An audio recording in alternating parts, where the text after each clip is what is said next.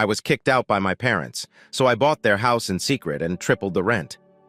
Okay, so this is how things began to get worse. Depending on how you look at it, it might even be uphill. I was 22, trying to finish my degree while earning pitiful wages as a part-time employee at a small, run-down grocery store. Tom and Linda, my parents, were constantly on top of me, acting as though they owned my life. They were picturing this idealized version of my existence in their minds. And they didn't hesitate to encourage me to go for it each and every day. They believed they were more knowledgeable, but they really had no idea what I really wanted, Guy. One evening, it was a typical Thursday night or something, and I was attempting to eat my mom's undercooked meatloaf silently at the dinner table. I was ready to say anything, but they'd find a way to turn that into a tirade about how unappreciative I am, even though it felt like chewing cardboard. However, all of a sudden, in his typical fake apprehensive dad accent, my dad asks, "How's that business degree going?" I wasn't prepared for this conversation, even though I knew it would ultimately come up. I had to take off the Band-Aid because my stomach dropped and my heart began to race. I lowered my fork and fixed my gaze on the mound of peas that I had been shoving around my plate like a 5-year-old. About that, with a somewhat trembling voice, I began. "I've been considering changing my major." There was silence in the room, as though you could hear the hallway clock ticking away. I realized then that I was in for a treat, changing one's major. My father almost spits out the meal. His face took on an odd crimson hue that appeared only when he was extremely irate. "Yes, I'd like to get into computer science instead." I spoke, attempting to maintain a steady tone. My mom interrupted me with her typical patronizing tone before I could finish, giving me the impression that I was in front of a firing squad. "Jake, you've never been good at thinking," she said, seeming to be playing a joke with this tense smile. However, everyone knew she wasn't. That's how she always ends up with her jabs, cloaked in a phony chuckle or supposed jest. I sat there choking back the rage that was rising within me. Though I knew better, I wanted to scream at them and tell them they were wrong. That would only make people yell more. My dad wasn't done yet, but I wasn't in the mood for a full-fledged fight. The plates rattled when he smashed his fork against the table. Computer science. "Are you really so crazy? Your business is going to be your source of income. You're wasting your future on a pointless pastime." I made an effort to clarify. "Dad, it's not a pastime. I think I could be good at it, and I'm very into it." "Do you suppose he's cutting me off again?" "Jake, passion doesn't cover the expenses. You quote, reacting carelessly. It's important to consider your future rather than just doing whatever makes you feel good at the moment." My mother agreed with a nod. Naturally, stoking the fire even more. "You are no longer a child.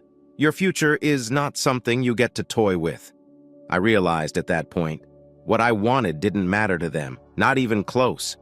I was just this thing they were working on, to them.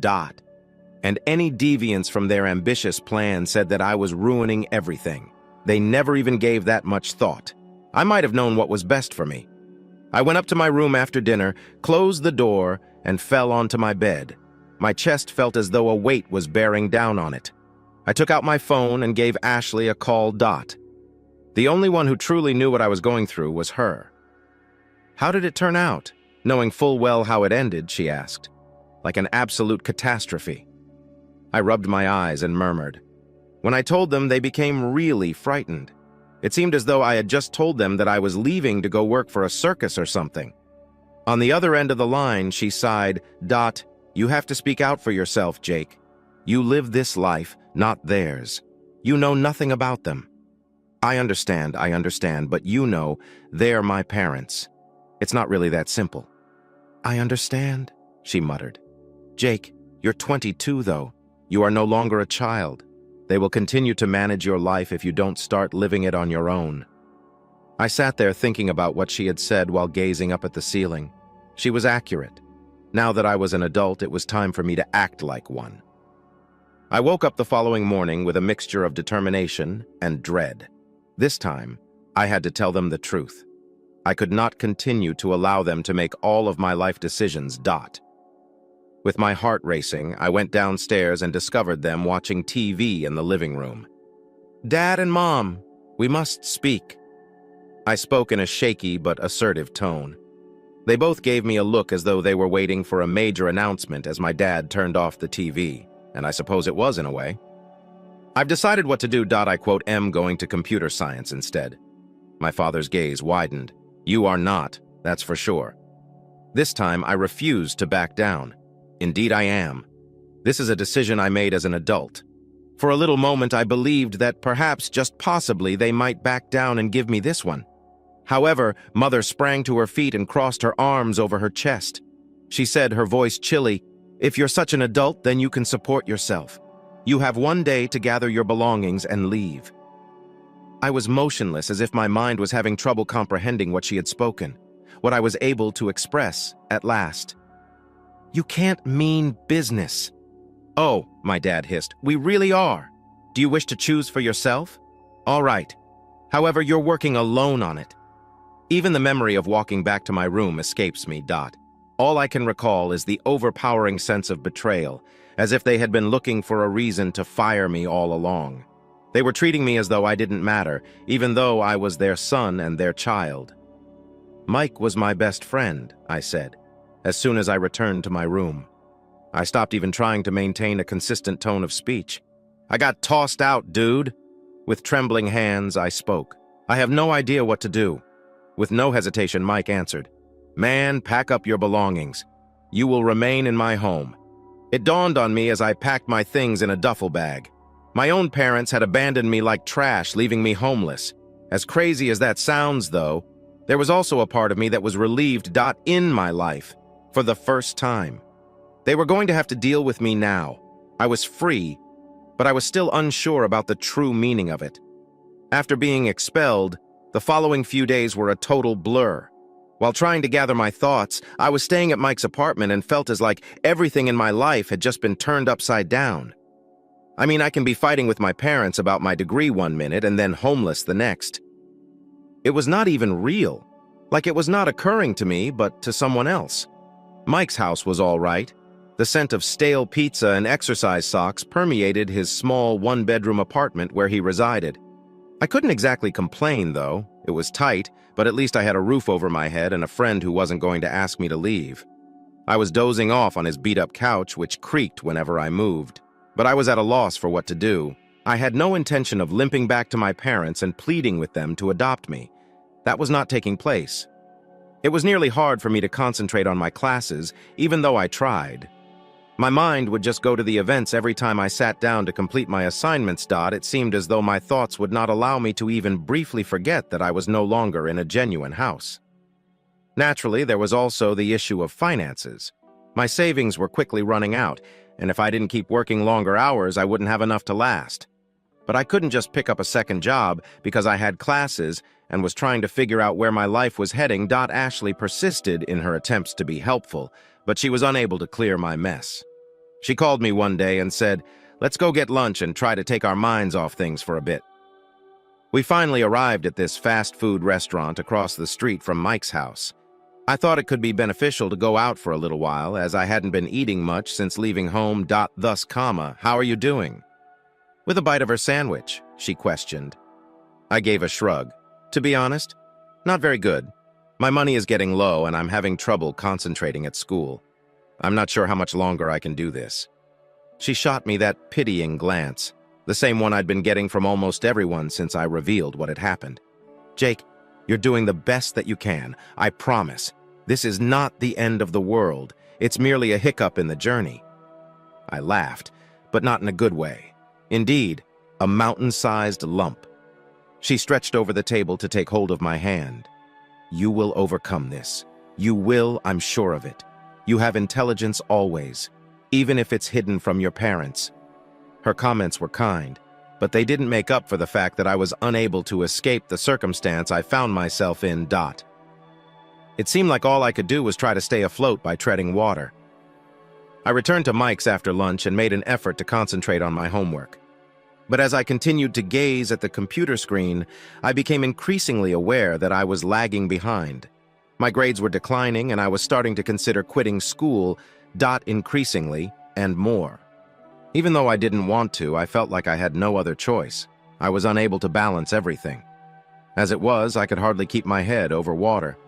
A few weeks went by with nothing improving. My finances reached an all-time low, and I realized I would eventually need to make a choice. Mike had limited ability to fill in for me, and I couldn't continue to rely only on him indefinitely. One of the saddest days of my life was the day I left college. It seemed as though I was conceding my loss and giving up on all of my hard work. I still recall feeling like a total failure as I signed the paperwork while seated in the dean's office.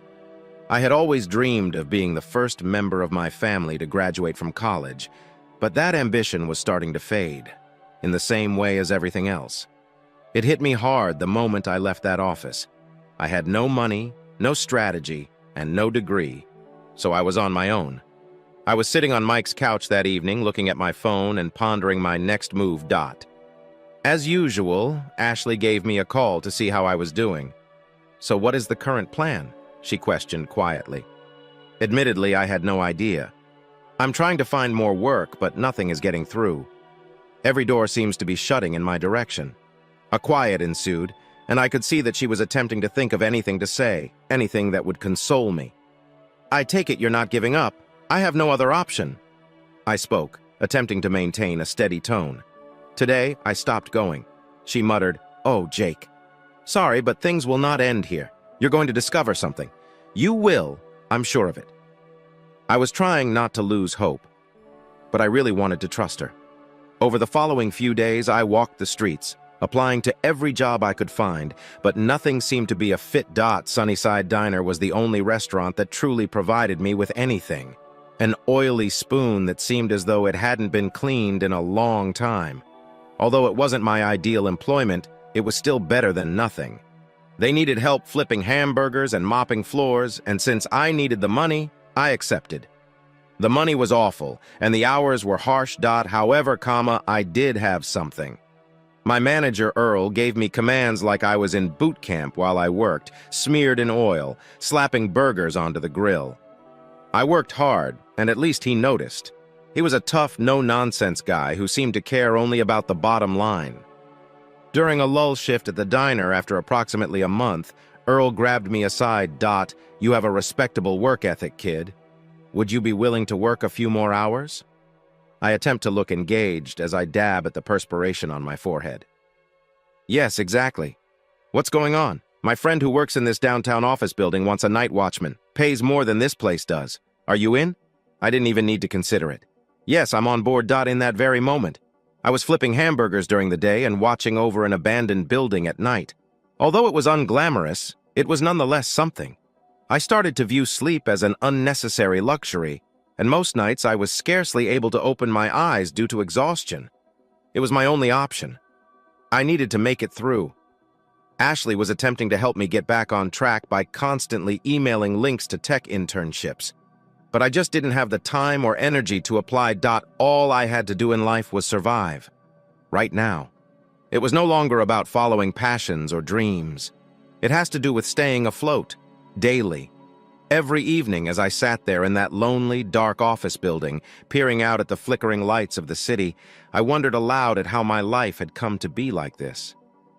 A few months prior, I had goals, aspirations, and a future. I was just trying to survive now, each shift in turn.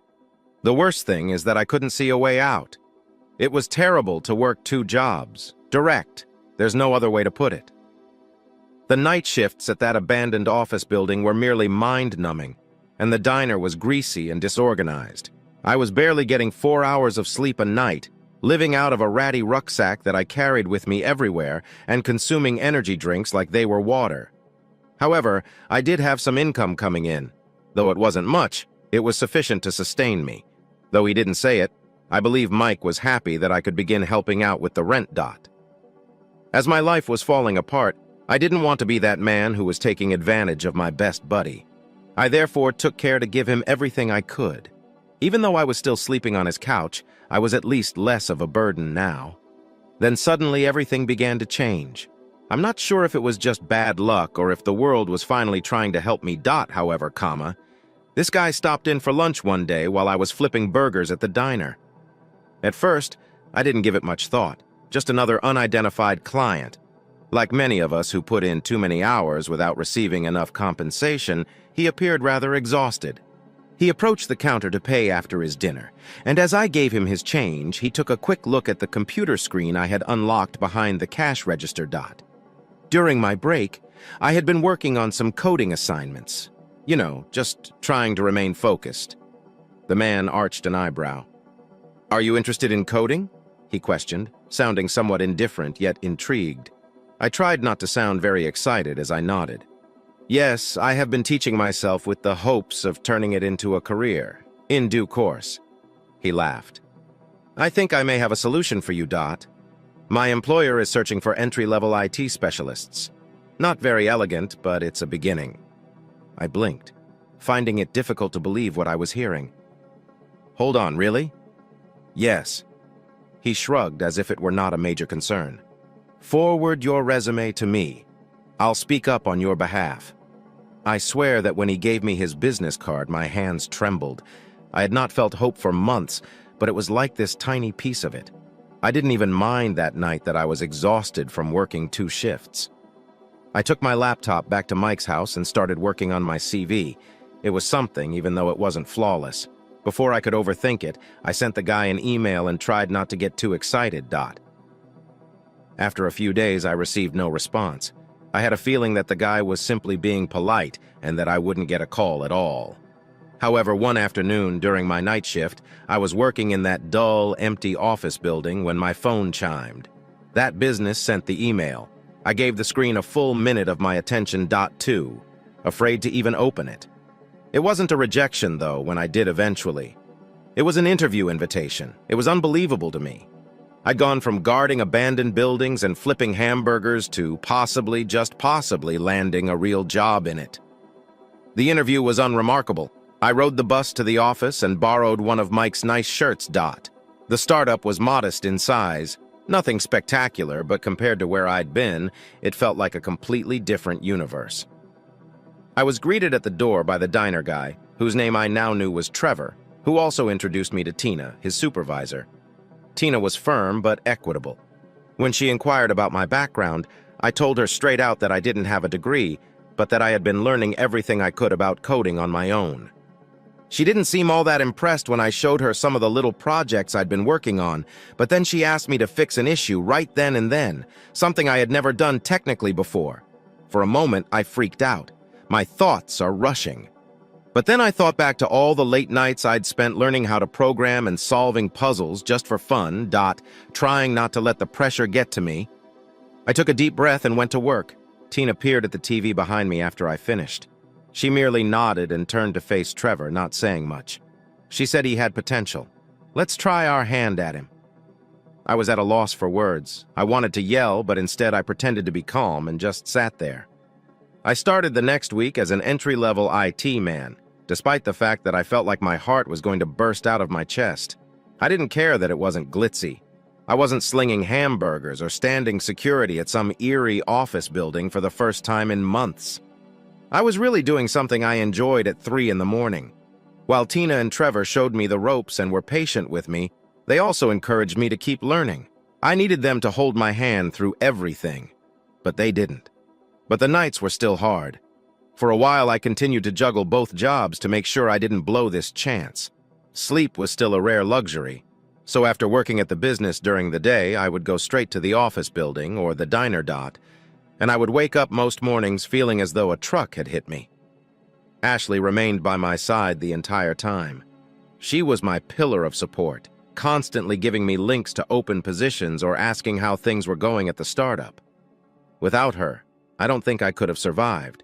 She would always reassure me that I was creating something for myself and that I was doing this for a reason whenever I felt like I was going to lose it. I had been grinding for a few months when I eventually broke. I could hardly expect to remain sane while working 2 jobs. I went to Earl, the manager of the diner, and informed him that I had to go. Though not overjoyed, he comprehended. He gave me one of those rare moments of candor and said, "Good luck, kid. You work very hard, you quote. We going to be all right." As I left the diner for the last time, I felt as though a heavy burden had been lifted. I wasn't at the startup because I still had the security job for the night, but at least I wasn't burning out as quickly. I threw everything I had into the IT job as time went on. Every free moment I had was devoted to acquiring new abilities, taking on projects, and absorbing as much information as I could. I had moved past the point of mere survival. My goal was to construct something real, something that belonged to me. It was not simple. There were also moments when I questioned my abilities and thought that perhaps I was merely pursuing a fantasy. However, I felt that spark again every time I overcame a challenge or figured out a problem that had baffled me for hours. That fire, which had slowly, little by bit, disappeared for so long. I once again began to imagine a future for myself, one that I genuinely desired, not the one my parents had in mind. And that felt like enough for the first time in a very long time. After starting the new job, things began to feel off after a few months. Not in an unpleasant way, just in a way I hadn't experienced in a while. I was not just pulling myself out of bed to make it through another day at some meaningless job. For once, I was doing something I genuinely enjoyed. The entirety of the IT realm. Coding. Fixing issues. Yes, it wasn't glitzy, but I enjoyed having it all mine. Something for which I had sacrificed much. One afternoon, I was deep in concentration on a piece of code at my desk when Tina, my employer, happened to stroll by. I respected that she wasn't the kind to mince words. "I've been monitoring your work these past few months," she added, leaning on the edge of my desk. You quote, "not using your potential to its fullest." I held back and blinked at her, totally taken off guard. "By what do you mean?" With her arms crossed, she gave me the impression that she knew the answer but still wanted me to tell it.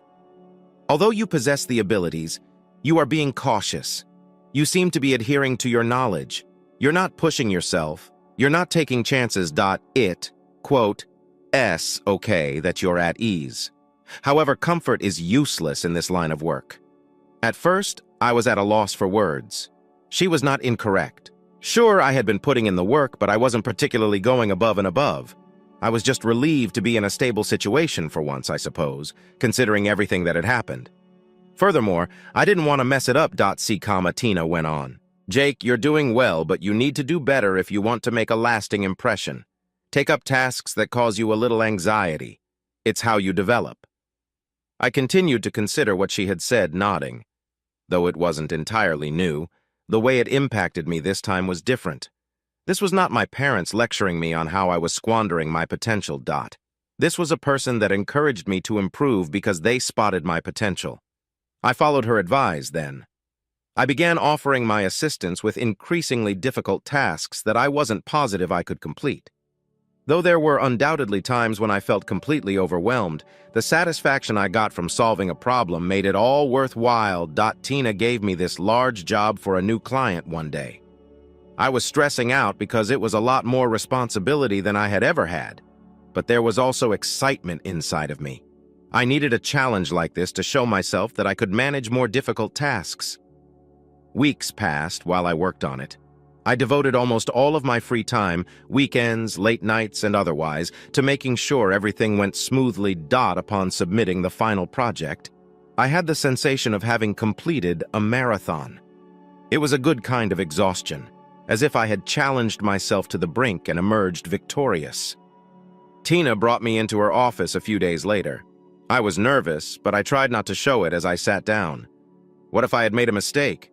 She wasted no time at all. "The client really liked what you did, Jake. They are implementing all of your suggestions." I released a breath that I had been holding without even realizing it. "Really?" She gave a slight smile as she nodded. "You performed well. You're going to succeed at this if you keep doing this." For the first time in what seemed like forever, I felt 10 feet tall as I left her office. I wasn't only getting by, I was doing well. I began to envision a future where instead of merely getting by, I would truly be constructing something substantial. I became increasingly aware of how much I had been holding back as I immersed myself into my work, in my career as well as in life. It was as like a cloud had lifted, allowing me to realize my potential once I let go of my fear. I made a lot of mistakes along the way, but every one of them taught me something new and helped me go forward. It wasn't easy. Things with Ashley started to change about that time. Although Mom had always been encouraging, she suddenly seemed to be more proud of me than ever. We would go out to dinner, and instead of me complaining about my terrible employment or my financial troubles, I would chat to her about this new project I was working on or whatever interesting item I had discovered. As if she could sense that I was at last following my true calling and listening intently. We were sitting on her couch one evening after I had concluded an especially hard work week. It was a good kind of exhaustion, and she gave me a smile as she turned to face me. "You know," she muttered, I quote, "Ve always known you'll arrive. You're doing it, even if it's not how you had intended. You are causing it to occur." I had no idea how to react to that. She had been on my side during the darkest moments, during the times when I was uncertain about my ability to pay my rent or where my next income would come from. However, she persisted, without once making me feel inadequate. It dawned on me when I heard her say that, how fortunate I was to have someone like her on my side. "Regards." With a somewhat harsher tone than I intended, I spoke. "Without you, I doubt I would have progressed as far as I have." Shaking her head, she laughed. "You were going to. All you needed was a shove." Perhaps she was correct. However, having her there made everything much easier to manage. From then on, things began to get better. Things got busy at work, but in a nice way. People were beginning to realize that I was becoming more proficient at what I did and accepting greater responsibilities. Tina continued assigning me increasingly difficult tasks, and each time I completed one, I gained confidence in both my abilities and the money. Yes, things were still tight, but they were improving. I was finally free from the security position, and although I was not making a lot of money, I was also no longer concerned about where I would get my next meal. It seemed like I was back on firm ground for the first time in a long time. Tina called me into her office once more one afternoon. I had half expected it to be another large project when I sat down, but she had this serious, non-previous expression on her face. "I would like to discuss with you about your future here, Jake." Her tone was direct but calm as she spoke. I arched an eyebrow, unsure of the direction this was taking. "All right," she reclined in her seat. "After seeing how well you've been working these past few months, I believe you're ready for more. For a little moment, I would like to promote you to a full-time role." I merely sat there, attempting to take in what she had said. Whole time. Is that how the dream went? Not another job juggling? No more barely getting by? That was it. I am at a loss for words. With a grin starting to appear, I confessed. She gave me a smile in return. Simply answer, yes. Naturally, I did as well. As I left that office, I felt like a burden had been lifted. Everything seemed worthwhile, including the tension, the restless nights, and the self-doubt.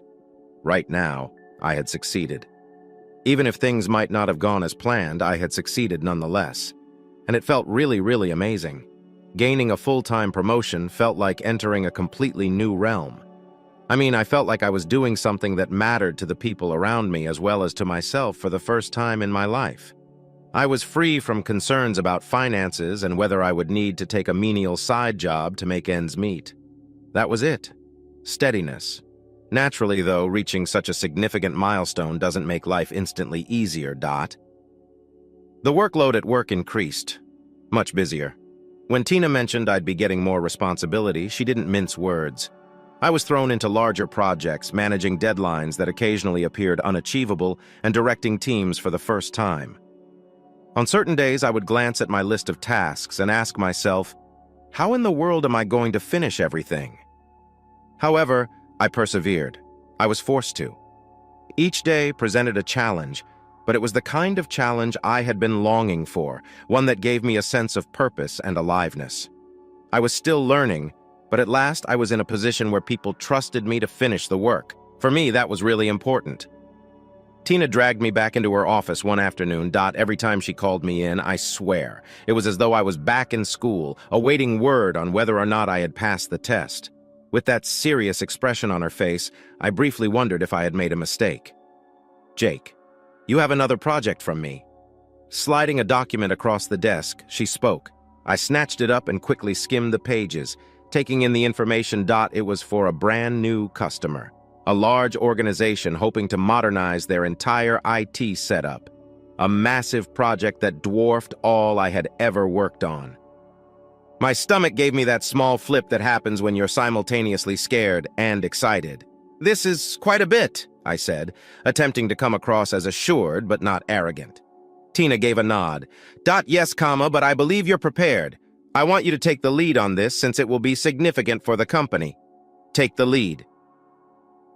I was struck with a ton of bricks by those words. Well, I have been working diligently. Yes, but this was the next level of project leadership. I'm not going to fail you. Feeling the weight of her confidence in me, I said, She gave me one of those rare smiles and said, "I know you won't." Then she went back to work. Some of the most intense weeks of my life followed. Working late into the night and on the weekends to ensure everything was flawless, I was essentially living at the workplace. Even though my squad was excellent, I couldn't let anyone down because I had a lot on my plate. I was unable to. Ashley was a saint through it all. I was essentially a zombie and wasn't around too much. When she could spend some time with me while I worked, she would bring me takeout to the office and remind me to take breaks. "If you don't take it slow, you'll burn out." With alarm in her eyes, she would remark, but I was unable to slow down. Not quite yet. For me, this project meant everything, and I knew that if I could make it work, everything would be different. Not just for my profession, but also for my own self. I felt as though I needed to prove something. Not only to Tina or the business, but also to me. I had to prove to myself that I was capable, that I was able to handle the situation. I hardly slept the night before the final presentation to the client. I went over everything over and over again in my mind, making sure all the details were in place and nothing was missing. I felt as like I was on the brink of something really big, and that all the tension and worry I had been experiencing for the past year had culminated in this moment. The following morning, I entered the boardroom. My chest was thumping with my heart. Every client was present. Ties and suits, grave expressions. Despite my best efforts to remain composed, I couldn't help but feel as though this one meeting would decide the course of my entire career.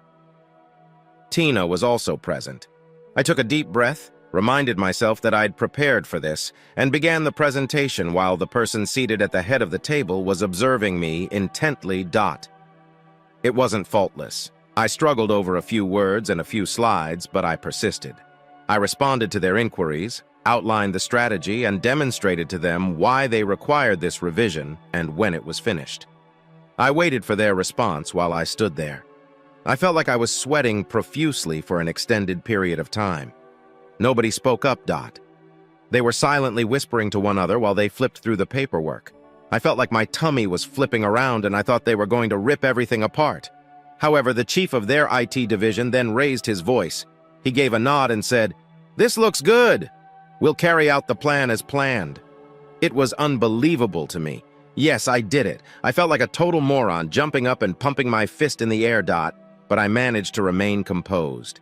This kind of business-like nodding was just another workday. However, inside, I was screaming within from excitement.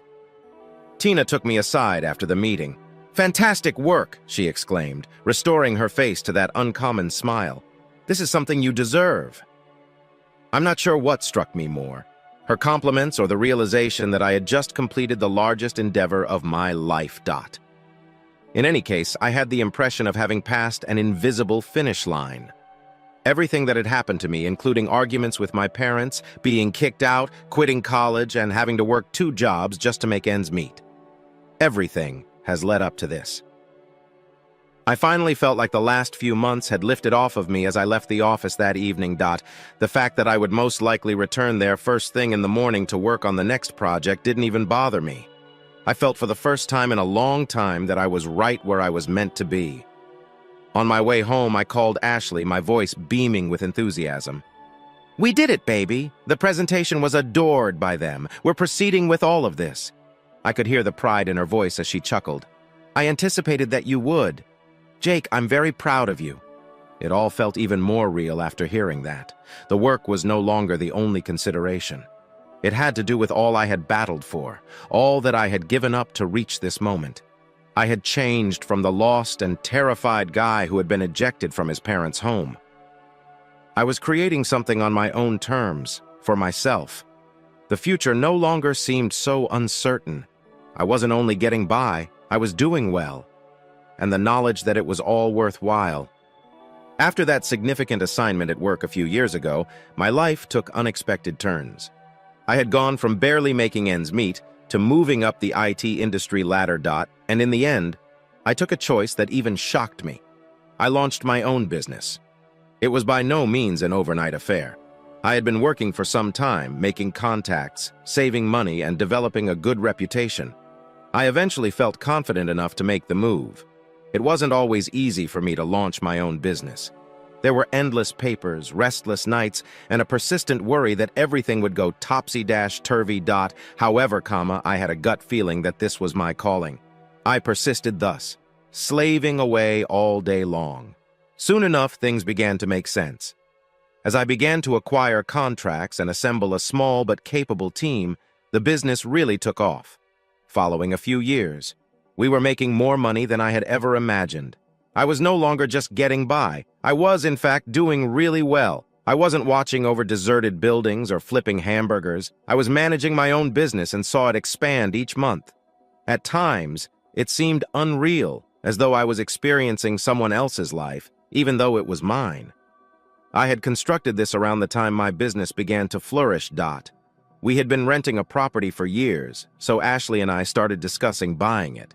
It seemed like the right time to locate something permanent, something we could call our own. We began perusing real estate listings, attending weekend open houses, and daydreaming about the kind of home we would like to call our own. I was browsing some real estate websites one day when I came across something that instantly stopped me in my tracks. The home my parents still resided in and where I was raised was up for sale. It was unbelievable to me. Since I hadn't spoken to them in a long time, I wasn't aware of the events in their lives. However, noticing that house up for sale, it struck me strangely. I looked over the listing's details by clicking on it. It seems that their landlord had made the decision to sell, and the property was advertised at a price that, when compared to other homes in the neighborhood, was really quite reasonable. Then, as if a light bulb went out in my brain, I got the crazy notion that I could actually purchase the house. It seemed a bit insignificant at first. Who, after all, does that? After their parents are evicted, who buys their house? However, the more I considered it, the more sense it made. They had no idea that I had money or that I was even thinking about purchasing a home, but I was in a position to accomplish it. This could be my opportunity to regain some control over a circumstance that had made me feel helpless for years. I then gave my real estate agent a call and made an offer. I made no hesitation at all. The price was reasonable, and I had more than enough cash on hand to pull it off without much difficulty. The sale concluded a few weeks later.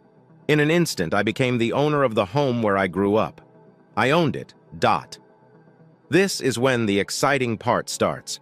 I received a call from the property manager who had been looking after the apartment the day after the sale was completed. The new owner is being requested to meet by the tenants. He mentioned that they wanted to talk about some problems they've been experiencing regarding the rent. I gave myself a small smile. This was going to work out well. I kept nothing from them. Naturally. I've only instructed the property manager to set up the meeting time. When the day finally arrived, I already had the idea formed in my mind. Arriving at the residence, I parked in front and knocked on the door as if I were an ordinary landlord. My father opened the door. Even though he appeared astonished, I could tell he took a moment to recognize me. We hadn't seen one another in years, and I suppose I didn't seem like the same guy who had wandered out of their house with a duffel bag and no apparent plan. His expression bewildered, he added, "We're here to meet the landlord." "I am that," I answered, entering as though I were the owner, which I did, of course. He gave a blink. Obviously not anticipating this. "Hold on, what? Are you the landlord then?" "Yes," I answered, trying not to chuckle. "I purchased the property. My mother saw me at that very time and came in from the living room. Her eyes widened. "Jake?" She let out a gasp. "How come you're here?" I simply leaned against the wall and grinned. "I am now your landlord, though." Their expressions had a priceless quality. They just stood there in shock, utterly dumb. They appeared to be attempting to come to terms with the reality that the child they had expelled years prior was now the one living in their home. I wasn't there to pride myself, but it felt like a strange sort of justice. I had business to attend to there. I broke the uneasy pause over the rent by saying so. Clearly unprepared for what was about to happen, they both just gazed at me. Saying it with a straight face, I'm triple it. My father was astounded. Try add it up. You can't mean business. Yeah, I said in a serious tone. You know, I need to make sure I'm getting a reasonable return on my investment because property values have increased. Yes, the rent is increasing significantly. Mom tried talking sense into my head. Her tone was tremulous. We can't afford that, Jake. You are aware that we are unable. I gave a shrug. I'm not really bothered about that. You have two options. Find another place to live or pay the increased rent. You have the last say. I realize it was harsh, but I refused to back down. When they'd thrown me out years ago, they'd made their decision. It was now my responsibility to establish the conditions. Stunned, they undoubtedly realized they had little choice but to stand there. They were stuck with their credit shot and no other viable possibilities. Following a few awkward minutes of back and forth, I told them I would give them some space to work things out and left the room as I climbed into my vehicle and left. I couldn't help but have a strange range of feelings. A small part of me felt gratified, even slightly vindicated. But I also felt empty in another part of me. I had accomplished my goal. I had demonstrated that I was not the failure they had predicted. That I had succeeded in my endeavors, in spite of all that they had caused me to endure. However, as I drove away from that house, I understood that the harm already done could not be undone by increasing rent or acquiring more property. This was no longer about getting even. It dealt with letting go. I wasn't going to give up on the rent, though story too. It will take me 2 weeks to set up our new office in London. I'm exhausted from all the traveling too. The hardest aspect was that even in first class, the 16-hour ride home felt never-ending, aside from my girls.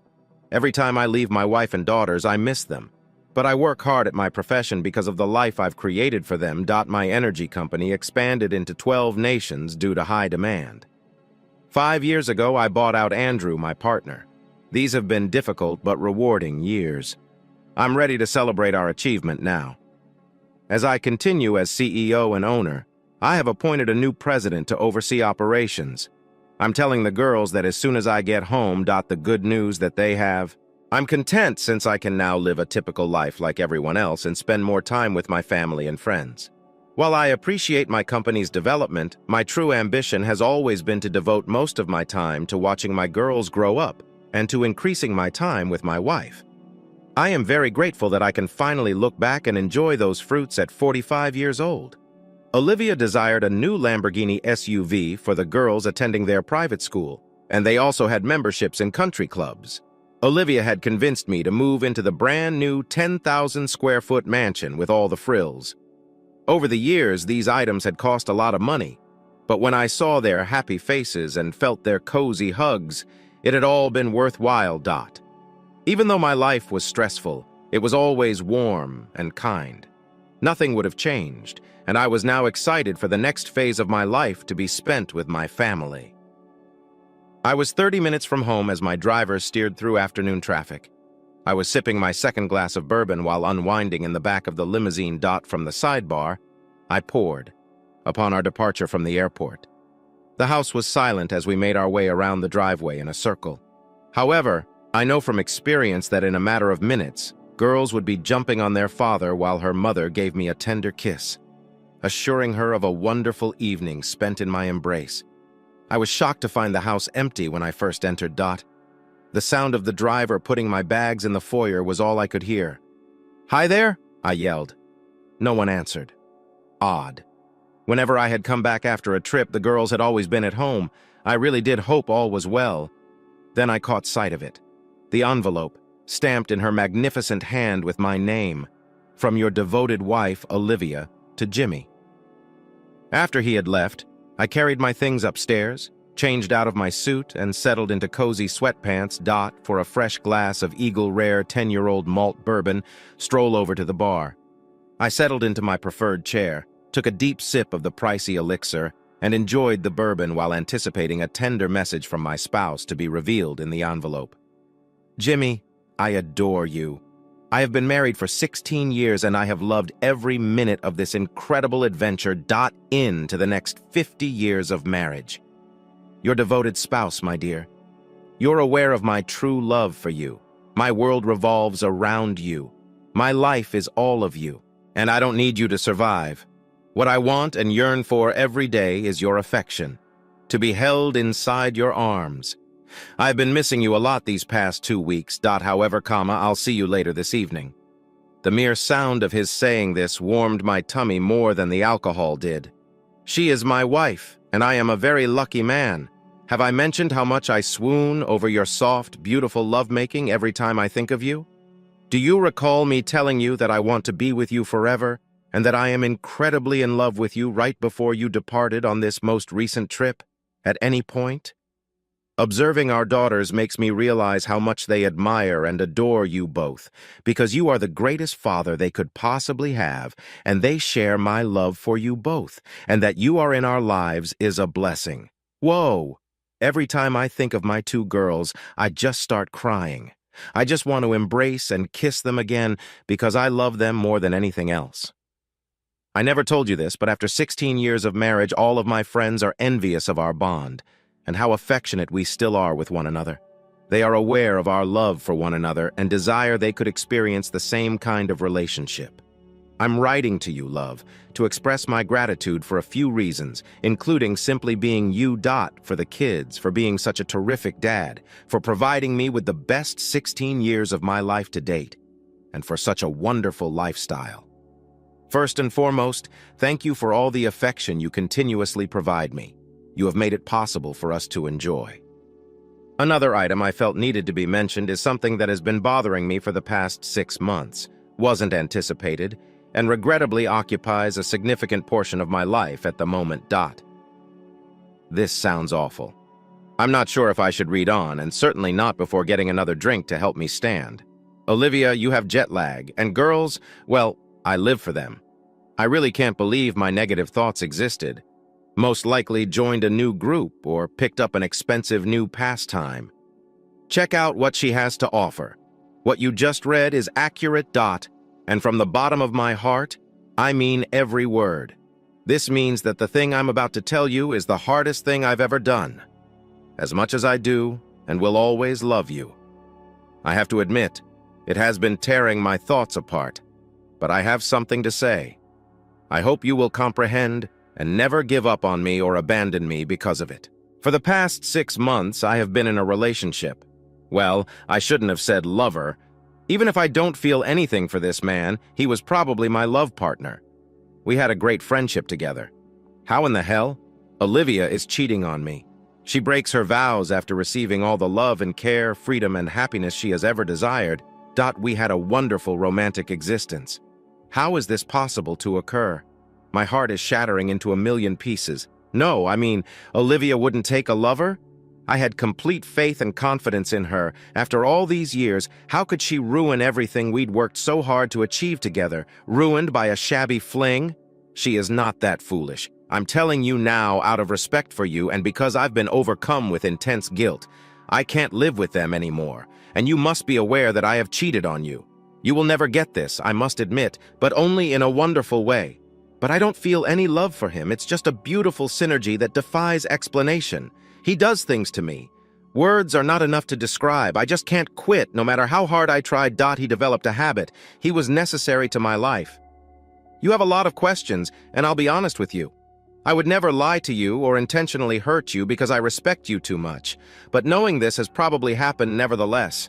I sincerely hope you can see how much I needed this.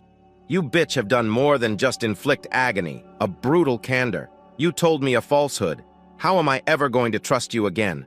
Olivia, what have you done? I have made an effort to keep it away from us, I assure you, not to allow it to consume our lives. And when you look back, I believe you'll realize that our relationship hasn't changed at all. We've both been happy. I know that. We haven't had any changes from the beginning. However, I now realize that it won't end anytime soon. Therefore, it only makes sense that there be full disclosure, nothing hidden. I respect and love you too much, baby, for that. Please be aware of this. I swear that I won't let my physical desire for him interfere with our relationship or our intimacy. I would like you to know that I offered another part of me to another man. However, loving you and our family has nothing to do with this. My family is my life's most significant feature and, more specifically, my highest value. Nothing will change this reality. Knowing what a wonderful man you are and how much you love me gave me the confidence and bravery to confess this affair, even though I know it will come as a huge shock to hear. I knew in my heart that you would be understanding and forgiving of my needs. My favorite qualities about you, sweetie, are your understanding and patience. Sweetheart, you would never have done what you did to me and the girls if you knew the kind of guy I am. I believe you are seriously underestimating me. With it, you've essentially ended our marriage. Forgiveness is something you can't have. Be aware that what you will receive from me is retaliation. You don't need to worry about the girls because they are spending the night at your mom's house. In addition, they can't wait to see their father in the morning. I wanted to give you some alone time tonight so you could read my letter and comprehend the future course of events. That is why I am at my friend's apartment. When I go back home at around 10 o'clock at night, we can just resume where we left off, as if nothing had happened. Loved one, I still adore you just as much as I did the day before. And if it's possible, I know I will be able to love you even more after we make love tonight. But you'll have me all to yourself when I return home. And you can continue to make tender love with your devoted spouse. Remind yourself that you are mine and that I am the love of your life as you read this, until death separates us. I'm all yours, sweetie, and you are free to pursue whatever you like. I appreciate everything that you have done, primarily for being the greatest husband a girl could ask for and for being you. Love always and now. Olivia, your devoted wife. Jimmy XXX. Once the letter was finished, I noticed that the glass of bourbon I had been sipping from had become part of the wall next to it. Never mind that I didn't even remember tossing the glass, much less throwing it hard enough that some of it actually buried several pieces in the wall. My right brain apparently took over and put me in a hyper-intellectual state. Such spur-of-the-moment choices were what propelled corporate success. My method, and now that it's become an overdone habit. Snatching up a sheet of paper, I typed a reply, sealed it with her name prominently displayed on the front, and placed it on the table beside the addressed envelope. After folding her letter and putting it in my pocket, I went upstairs to the girls' room to pack enough for a few days. I also ordered several trunks. We were talking about going on a quick trip when I called my handler from the car and told him to start the corporate jet so that my girls and I could fly to San Francisco, where we would be staying for a while. That evening at 6:30, I hopped into my Range Rover and drove to Mom and Dad's house to pick up the girls. I kept a complete set of clothes and everything I would need for a long stay in my corporate apartment near my California office. The apartment would be ideal up until I met with my lawyers and made plans for the near future. When I parked at my parents' house, the girls literally came out to greet me with 100 kisses and huge smiles on their faces. I was quite delighted to see myself, and I smiled for the first time since returning home. Daddy's house. Daddy, we missed you. Furthermore, we assumed that we wouldn't see you till tomorrow. You won't be returning till tomorrow, according to Mom. We came here to see Grandma and Grandpa, but she had to see her friend Chris tonight. I gave them a hug and a kiss, and as soon as I did, a tear started to form in my eyes. Because of all the affection and the knowledge that their mother's immoral actions would soon change their life. It was incredibly warm in their arms, and all of my problems had disappeared, at least for that one instant. I couldn't help but notice the name Chris, so I temporarily stored that in my memory bank. I told the girls about my surprise when they had settled down. The trip would be interesting and enjoyable, and they would be flying the company aircraft for a few days while we went on our excursion. It was quite simple to persuade the girls. Trying to explain everything to them, Mom and Dad were another story. Until I let them read the letter, they knew I was in pain and refused to let me take the girls away. I told them I needed some time to simply find a secure spot to start thinking through everything and coming up with a strategy without letting my emotions get in the way. Subsequently,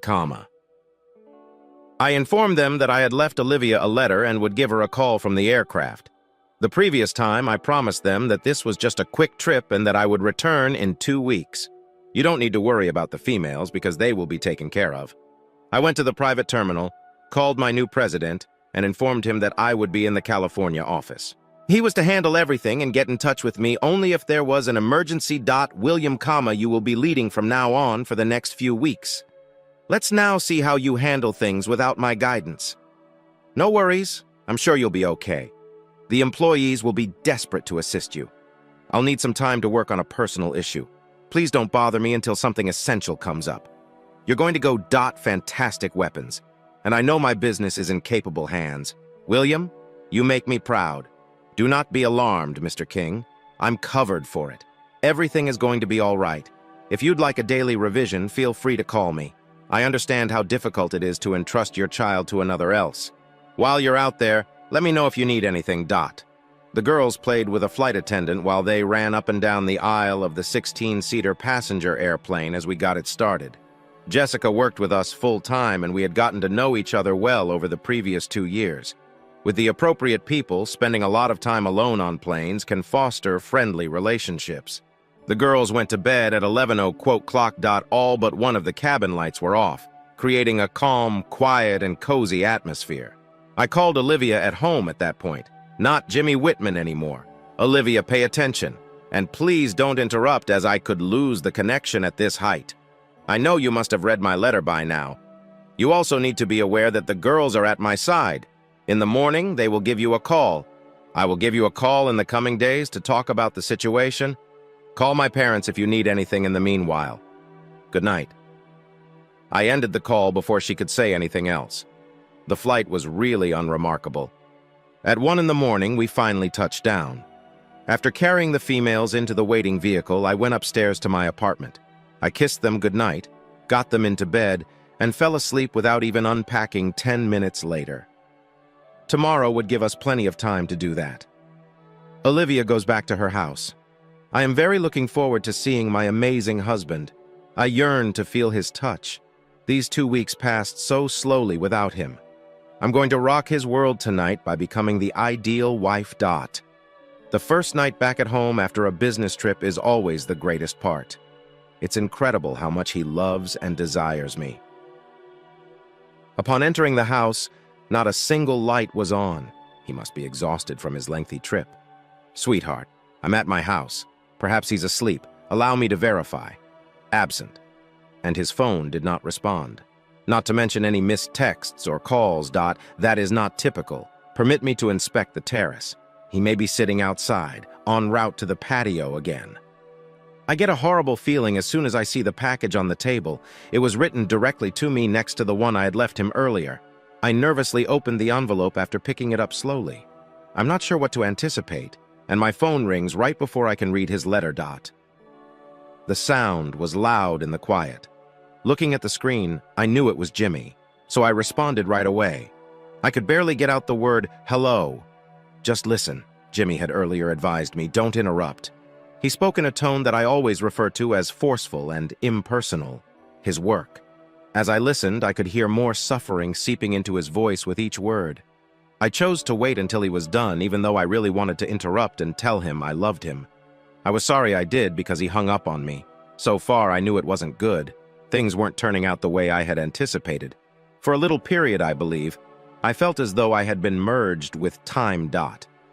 With the phone in one hand and the letter he had mentioned in the other, he had stood motionless in that same spot. Then my heart gave me another kick, causing me to jolt and drop the phone. I ignored it as it clattered to the tile floor and instead looked at the letter. My eyes were watering so much that I could hardly see Jimmy through them. I was trembling all over. Olivia, my dear. I appreciate your letter and your openness. Yes, the 16 years I've spent with you have been the happiest of my life. I am incredibly in love with the 2 special girls you gave me. Our affection for one another was unique. The news that our friends are envious of our intimacy and affection doesn't surprise me either. You quote, "V always been my everything." So tonight I was going to surprise you and tell you about the adjustments I've been making at work to free up more time for me to spend with the girls and you. It was me who was given the big surprise, though. Traveling all day and returning home to an empty house. I imagined my girls giving me hugs and kisses, and my amazing sexy wife giving me passionate kisses. But I returned home to an empty house for the first time in all the years I had been abroad. I just wanted to go home and sleep with you tonight since the entire journey was such a crusher, and suddenly a broken guy feeling dejected and hopeless, all by himself in my big, empty house. I now look down at the mail on the table that was addressed to me. I'm hoping that you and the girls will surprise me with this letter and that you will all soon return home. However, the letter was not what I had anticipated. Yes, I truly did love you and expressed my feelings to you in your letter. I quote, "We've been obsessed with you. I wished to live out my days with you, our daughters and perhaps our grandchildren." Reading your letter, it seemed to me that maybe you thought too highly of my forgiveness and understanding.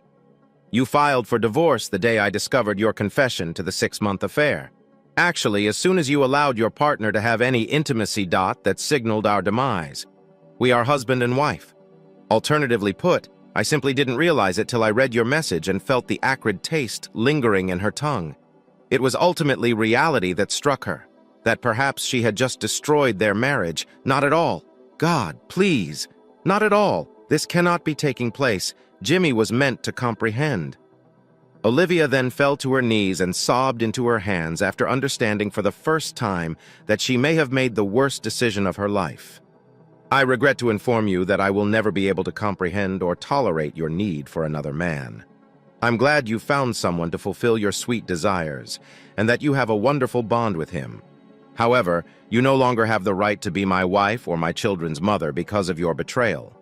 Next week, the girls and I will be traveling to my office in San Francisco. In order to process your confession and your acts, I need some time apart from you and at home. I'll give the gals a call tomorrow afternoon, considering that we won't arrive until 1 in the morning, and from their travels the girls will be exhausted. My girls are my only source of sanity right now. Therefore, I need to spend time with them. Additionally, they will be in capable hands. You are aware of that. So why don't you worry? You will have all of your free time to spend with your partner by the time I resolve this, because there isn't a good reason for me to talk to you. Please don't text or phone me. I refuse to take your call. Kindly give the females as much phone time as you'd like. I won't stand in your way or prevent you from seeing them. I also won't inform them that their mother has replaced their father with another man. It's up to you to have that discussion whenever it seems suitable. He needs to answer my phone. He cherishes me. I have to tell him that all I want is him. I'll let him know it's done. I'm sure he'll pardon me. Why is he not picking up the phone?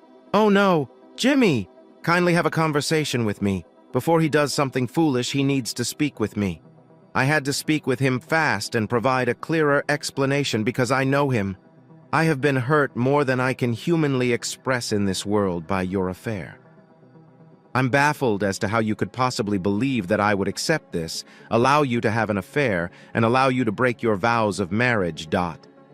It would take years to move on from a broken heart, but it would only take a letter from you to shatter my entire existence in less than 15 minutes. I had gone from being the happiest man alive with a plan for the 3 of us to something even more akin to a defeated, shattered man. I was made into an unwitting cuckold by the one person I loved. I was humiliated more than I could have imagined. She now anticipates my greeting her return home, depressed over everything. With all of that, one would cry. But you are aware of who I am, and I won't go back in time. When we get back, we'll let you know. Olivia XXX. I was sitting there in complete shock. Tears were falling freely, sobbing uncontrollably. God, oh God. Not at all. This is beyond his abilities. He cannot abandon me in a way that is not appropriate for him to do. He frequently expressed his love and desire for my happiness to me. How could he be so angry? I need to elaborate on this. Evidently, he misinterpreted everything I stated and saw things in the worst conceivable light.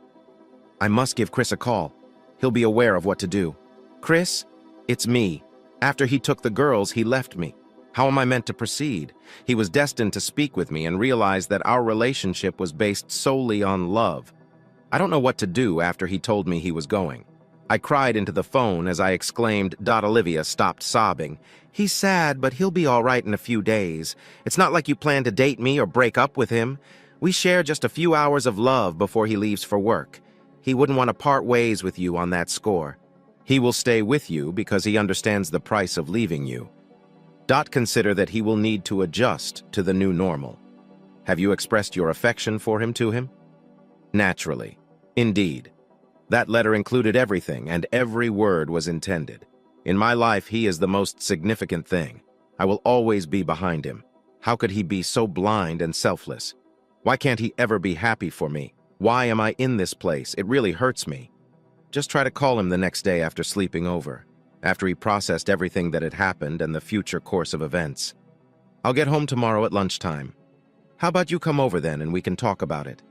Olivia, go to bed. I slept very little that night, and when I gave up trying the next day well after noon, I called him right away. However, it only rang once before cutting off, indicating that he had blocked my number. I have no way to get in touch with him now. I'm going to phone the girls now. They are going to call their father. Over the phone, Cassie called out and said she was happy to hear from me, and I was happy about that. Hello, Mother. Hi, my love. Is your father present? I have to talk to him. Mother? Daddy said he was not interested in speaking with you. Additionally, if you called, he would not answer. Mom, what's going on? Dad looks very altered and upset. It is insignificant. Loved one. Sometimes moms and dads fight. I did something, and your dad misinterpreted it, so he simply got upset and left. I must give you an explanation, and he will no longer be enraged. I will ask him to speak with you once again. Mom, remain still. I heard his remark, which I didn't really like, while she was speaking with him. He promised to call you when he was ready to chat, Mom. Will you be okay, Mom? Indeed. Baby, don't worry. Your father and I will be all right. Please be civil and give me a call. For me, send your father a kiss and get your sister on the phone. After the call, Jimmy, 13-year-old Jennifer, and 15-year-old Cassie turned to me with inquiries. As the oldest, Cassie looked at the question with sadness in her eyes. Daddy, has Mom been unfaithful to you? Her query broke my heart. Stifling my tears, all I could say to the kids was, get dressed. Lunchtime is coming up. Most likely. This was one of my hardest assignments, but I'm confident that with love and encouragement, they can overcome the challenges that lie ahead. Earlier that morning, while the girls were still asleep, I had called my family attorney, who was already at his desk due to his East Coast location. Over the course of our 20 years together, Vlad and I have seen our fair share of conflicts. I told him the main points of the narrative and what needed to be done without saying hello. Vlad, please tell me how horrible a divorce will be and how it will look and feel. I demand custody of the kids at all costs. No counseling, no forgiveness, and no reconciliation. I want this to be over with as soon as possible. There was silence on the line. I waited for him to process the information since I knew this. I'm sure my remarks astonished him just as much as they had me when I saw Olivia's letter. Jimmy, I really apologize for this. Kate and I have long believed that the two of you make the ideal duo. Though I can see how she could have done this, I can understand your question. You know, Andrew made it a point when you two first started this business. Before he agreed to do business with you, a prenuptial agreement had to be signed. Because of his wife's affection for him and the outcome of his previous business venture, he was extremely stubborn. Yes, your prenuptial agreement is current and in effect. She also forfeits any financial benefit from the marriage as well as her rights to the children if it becomes out that she is having an affair. As your business expanded over time, I continued the prenuptial agreement and worked with your corporate counsel to place the majority of your assets in a trust, with you listed as the beneficiary. This trust covers the house, vehicles, bank accounts, and investments. It is untouchable. That implies that she will depart the marriage with the assets she brought into it and give up any claim to the children if she violates the terms of the prenup. Although I am aware that this was not our intention when we put it together, it appears like things will turn out well for you. 2 estates of blood. Ryan, it never occurred to me that she would be unfaithful to me. I completely forgot about the prenuptial agreement. The letter where she confessed her affair is all I have, Vlad. What more are we in need of? She would have to confess in front of the camera or on tape, along with a few pictures. And acknowledge her lover's adultery as well. Vlad, when I'm out here in California with the females. Could you handle that? I don't care about money, and I need proof right away. I want this to end quickly. One of the guys named Chris was mentioned by my girls. The tennis instructor at our country club is the only Chris that I am aware of. Could you please put up the PI and advise him to begin there? She'll definitely get in touch with her partner while I'm away. The PI is XXX, right up. And sure enough, my archenemy was Chris, the tennis teacher. Their negligence made things easy for the PI company to finish their inquiry with my approval. They installed video cameras in our house, a tracker on Olivia's vehicle, and audio recorders within the vehicle. The evidence derived from these devices was all legitimate, since my company was in charge thanks to the confidence. We obtained all the audios, films, and even a written confession from her within a week, which completely exposed her. I haven't seen or heard the evidence again. It would be awful if the pictures followed me around forever. Naturally, Chris proved to be a scammer and lost his last 2 jobs due to his bet on younger married women who were in excellent physical condition.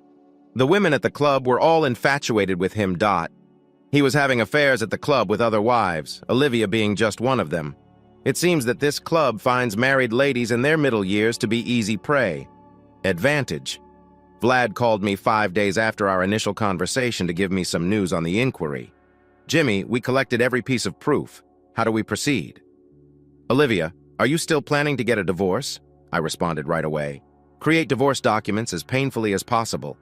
Olivia needs to realize how much of a mistake she made and feel some of the sorrow she has given me. I would like them to be served at 10 a.m. on Tuesday, at the country club where we belong. At 10 in the morning, each Tuesday. Chris is teaching her tennis.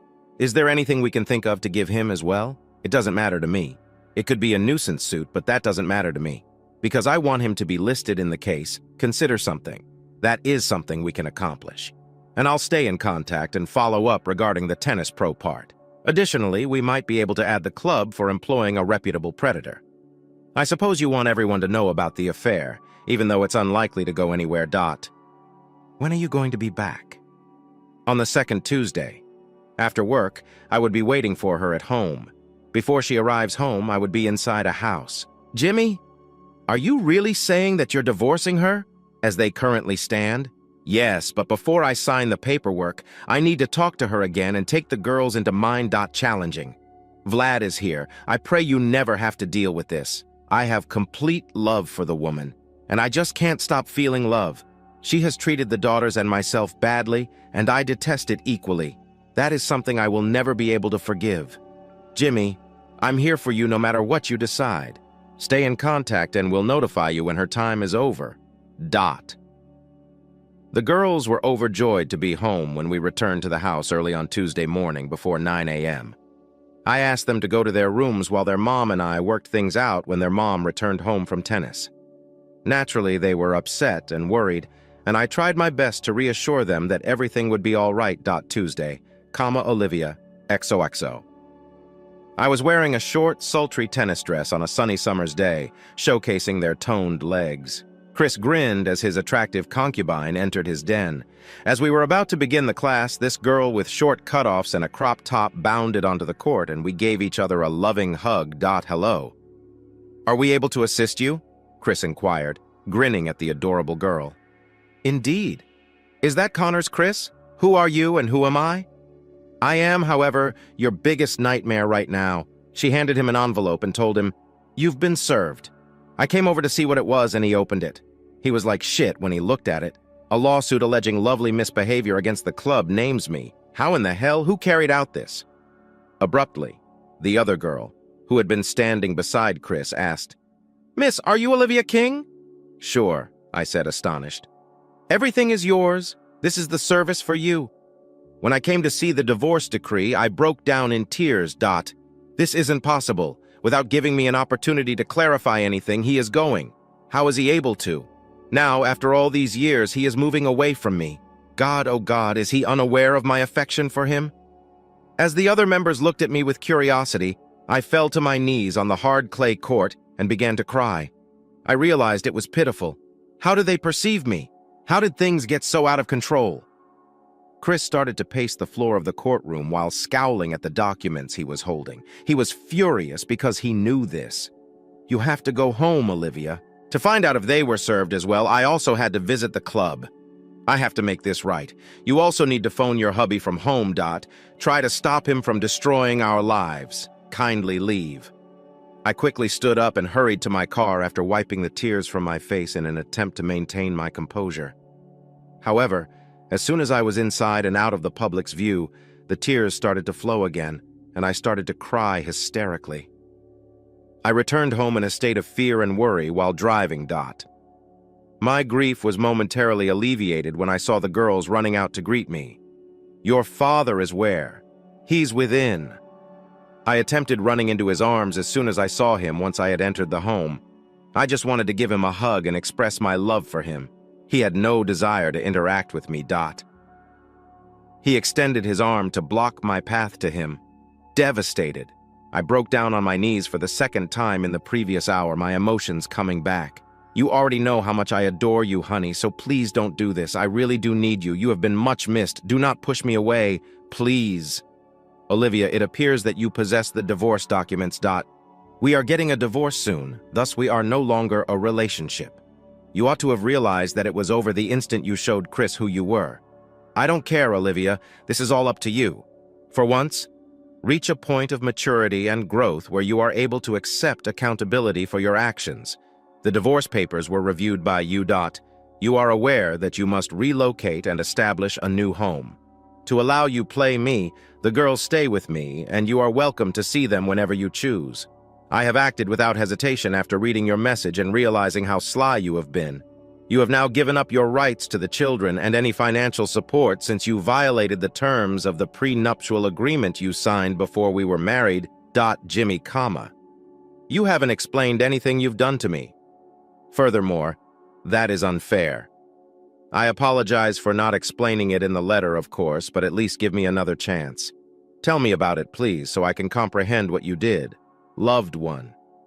I wanted you to know how much I loved you and that I would always be here for you through this letter. That everything in this world is not as important to me as you and the daughters. I also promised that I would never harm any of you. I wanted you to know that I wanted to spend the rest of my life with you and that I would die for you. I am so grateful to you for your incredible affection, and you will never know how much I appreciate you. I won't just disappear and get divorced from you. You must see that I was merely in need of something tangible. You've always provided me with everything I needed or desired. What makes this any different then? Look, I genuinely appreciate your feelings of love and want for us to remain together. You claim that you would never intentionally harm me. However, you have introduced another guy into our union. How could that not make me feel hurt? My married existence has no space for a third person. I will not put up with adultery. And you have carried out that action. You've cheated on me and our marriage by becoming an unfaithful wife. You have degraded me and your kids, violated our marital contract and our wedding vows. I will never be able to forgive you for it. You made the decision to love someone other than our spouse, and you will pay the price for that. Our decisions always have repercussions, and I think this time you made a bad decision. Why won't you pay attention to me? I'm not in love with him. The man I adore is you. Why can't you comprehend that? Why do you act in this manner? I shouted at him, yelling. Once again, I remained stoic. I adore you, not him. Olivia, what on earth is wrong with you? I become a reluctant cuckold because of you. Embarrassed me. That's not the same as love. That is the height of disrespect. You married a famous womanizer who is now cheating on Barbara Weiss, Chloe Thomas, and 2 other women at the club, and you handed up your marriage and kids to him. You foolish liar. You believed that he was just a girl, and when he ends his relationship with you in a few months, everyone will know that you are a cheater, and the only guys who would interact with you will be those who are seeking romantic fulfillment. You are also no longer suitable for marriage at your age. Olivia, I envision a very long and lonely future for you. You truly didn't give this much thought. Maybe one day you'll look back and recognize what you've accomplished and your chosen course in life. You have to leave now. I'll arrange for my driver to transport you to your desired location. However, you are not welcome at my house anymore. Do you just want me to go away? This is also my home. Honey, I want to stay here. I'm going to cut him off. It was an error. We can just move past this and resume our regular activities. Just give me a chance, please. Don't throw me out, though. That's not your house, though. You are not a part of the trust that owns the house.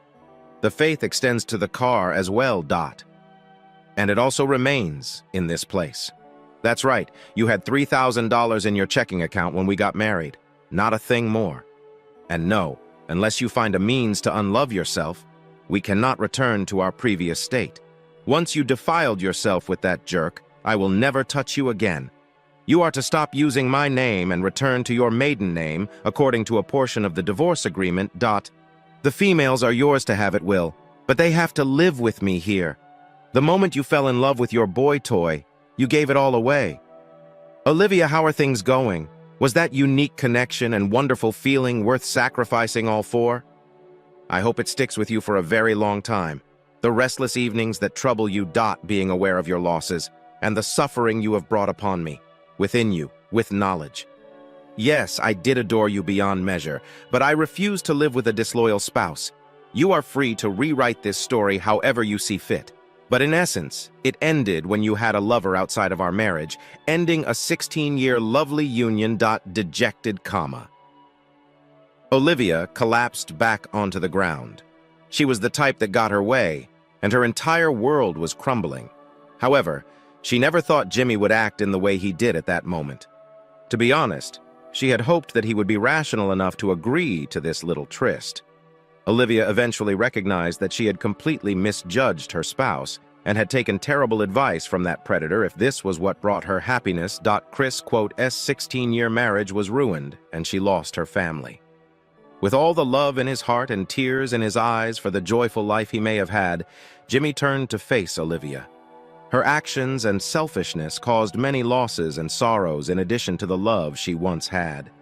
He knew the sorrow and anguish that seized him would not go away, but right now he knows it cannot be recovered from her betrayal and contempt. XXX, the fallout. After 6 months, the divorce was finalized. Olivia was still my daughter's mother, so I covered the first 3 months' rent on a modest, furnished 2-bedroom apartment close to our house and the club. For her to drive, I also purchased a 3-year-old Toyota Camry. I needed my kids to have unrestricted access to their mother, even though I knew I didn't have to offer her anything. The luxurious lifestyle and Lamborghini had vanished. For a loser tennis pro that she would never see again, she sacrificed everything. I was so good at being kind that I even landed her a job at the country club. They were, but only following the dismissal of my lawsuit. In exchange for abandoning my case, they promised to fire Chris and place Olivia in a position of employment. She works as a waiter at the club where she pays her expenses and is no longer a member of the country club. Her options were limited to working as a waiter at the club because she lacked training and expertise in other fields. She must be embarrassed, of course, to have gone from being one of the club's most well-known members to one of its employees. No more weekend jaunts with the girlfriends or expensive shopping excursions. All proceeds from club activities would go directly toward paying for food, insurance, and rent. She had never had to worry about bills or budgets in her entire life. The truth of what she has done and given up, however, hit her like a ton of bricks, and she is not even willing to acknowledge it. Because her face is marked every time I see her. Naturally, Chris abandoned Olivia shortly after the lawsuit began in an attempt to keep his work, so she was left with no one to return home to. The girls claimed that their mother wept every night over the love and way of life she had sacrificed in order to satisfy certain self-serving bodily demands. When she realized what she had done and how stupid it had been to assume her husband would indulge her narcissistic demands. In a tragic turn of events, I had to reassure the girls that their mother is still loved and that they shouldn't be upset with her. Forgive her and show her love. The girls stuck by her side, seeing her every day while she wasn't working. When she picked up the daughters later that year, we had our first cordial interaction. She pleaded with me to forgive her for what she had done to me, saying that she now understood exactly what she had done. Jimmy, all I wanted to do was apologize and beg for your forgiveness, even though I know we will never be able to be back together and you will never be able to trust me again. I can see exactly what I did and how I damaged you now. Back then, I was a privileged woman with no problems at all, and my life was completely different. Justified and entitled. That's how I felt at the time, never even considering your response. I now understand what I did and the suffering I caused you, and I really apologize. In an instant, I would take it all back if I could. Losing you was the worst thing that has ever happened to me, and I really, really miss you and your love. It aches. Develop adulthood. I believe I was that foolish this past year, and when I look back, I truly can't believe it. Threw everything away due to my virtuous, self-centered mindset. I really apologize for messing things up, and I implore you to find it in your heart to pardon me till the day I die. I adore you. You turned out to be the perfect husband for me, Jimmy. Her honesty came from the bottom of her, and I knew I could forgive her eventually, but my love for her would never go away. My life had been hers, and I had spent so many years loving her, the kind of love that is impossible to ignore. Olivia remained a stunning woman, and I had no doubt that she would soon be taken home and begin a new life. I hoped she had learned her lesson and would stick with him when that time came. Chris was thrown out of the club and ended up washing up in South Carolina, where he was hired as an assistant tennis pro by a small club on Hilton Head. After a month, he is back at it. Old behaviors are hard to break and follow married women. The problem lies in the fact that the lads in South Carolina are not as understanding as those in the major metropolis. The bag containing the wife of a decent old lad. Things didn't go well when they found out about him. A month later, an alligator attack on the golf course over the weekend was documented in the local newspaper. Pictures from the incident showed one of the 17-foot gators with an arm within its mouth. Chris must have unintentionally run across the lake and been snatched by one of those gators. Chris had finally turned from the predator into the prey. I read somewhere one lonely night as I sat thinking back on all the wonderful times we had shared as a family. Giving a man the chance to make his girlfriend smile is the biggest mistake a man can make. Never once more. Story 3. Receiving a call late at night is one aspect of my job that I truly hate. When a call like that comes in, it only points to murder. Having been a homicide investigator for almost 20 years, I have witnessed the worst that a guy who considers himself to be civilized can do to another. My time in the Marines was less brutal until I started working as a police officer. It was war, after all, and we butchered each other. But among our own people here in the United States is the true savagery of man. In less than 2 weeks, I will greet my mandatory retirement with the same warmth as I do my spouse every night. My friend. She is a wonderful woman who is very passionate. These late-night calls disturb her more than they do me. Nevertheless, it appears that she is more bothered by this than I would have thought. It's probable that she was hoping the last one was just that, the final one prior to my retirement. She had assumed that I would leave the police force peacefully, without having to deal with another murder. My wife and I had just been in bed for a few hours. She went out with many of her friends on a rare girls' night out. They don't go drunk or go bonkers at some meat market looking for guys. Every now and again, a few of them get together to help them escape the daily grind. We all take charge and declutter our minds. Her friends are all elite women who were reared with people like Rita and me. All of them are in committed long-term relationships. When I got the call details, I knew this one was going to be difficult. Rita could see by my expression that this wasn't good. "Henry? Who is it?" I questioned her, finding it difficult to accept myself. "It's Alex, Nelson, and Eric. When the kids were little, we used to get pretty close. Although they were our neighbors, we all got preoccupied with our own jobs and didn't have much time to maintain our relationship when they moved out. We had already exchanged. It must have been awful for my lieutenant to call me out so close to retirement." Without realizing otherwise, Rita watched me get ready and had a worried look on her face. She might have known something, in my opinion. I had a mission to complete and had switched into officer mode by now. "All right, Rita, release it. Do you have any knowledge? We've been dating for far too long for us to start keeping things from one another as far as I can tell. How much do you know?" "Henry, I don't know anything." I shot her a look and she decided it was best to give it up. When she's holding anything back, I always do. "All right. Last week I caught Alex having lunch with a guy and it seemed to me that they got along really well. If I understand you correctly, they were too amiable. Why didn't you mention that you had a conversation with Alex last week? I assumed you would have followed her and inquired about her and Eric's well-being. I told you that I didn't feel comfortable talking to her since she was too friendly with the person she was seeing. It wasn't right what she was doing with the guy. It was an obscene show. It was creepy even from a distance. What kind of look did this guy have? Early to mid-30s? Wearing a gray work suit, she had blonde hair and was well over 6 feet tall. Apart from their inappropriate behavior, what else bothers you about them? It would have been useless to question Rita afterwards about what she witnessed between Alex and this man. That was sufficient, I assure you, honey. I have certain feelings about those who cheat. She ended it when she brought up cheaters. Too many marriages have failed over the years because some foolish person, male or female, thought their vows held no meaning. We both believe that people who cheat deserve what they get, are exposed, and are detested. Even yet, I felt that murder was a bit excessive. After giving my wife a kiss, I left. The coroner was preoccupied with the corpses already.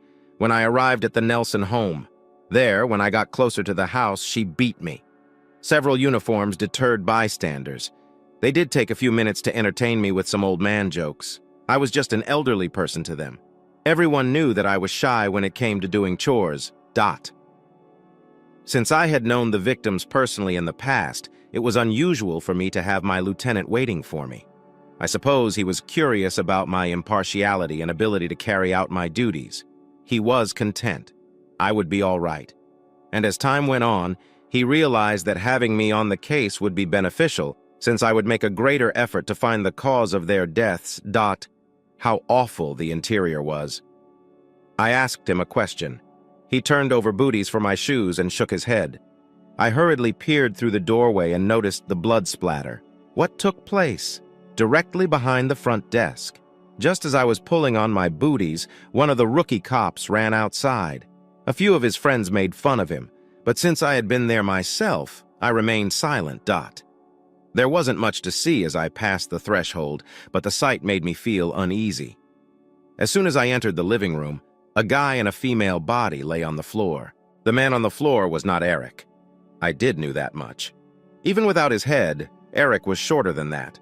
The individual lying on the ground, Eric, was not particularly tall, but he was usually rather solidly built for his age and level of exercise, having his own company. He didn't hesitate to get his hands dirty. Rather than working from an office, he had always preferred to be among his soldiers. Upon a cursory inspection of the scene, I regarded that with considerable respect. It appears that Eric returned home and took care of business the best he could. He removed the tool he had used to steal his wife from him and emphasized a lover boy's attractive features.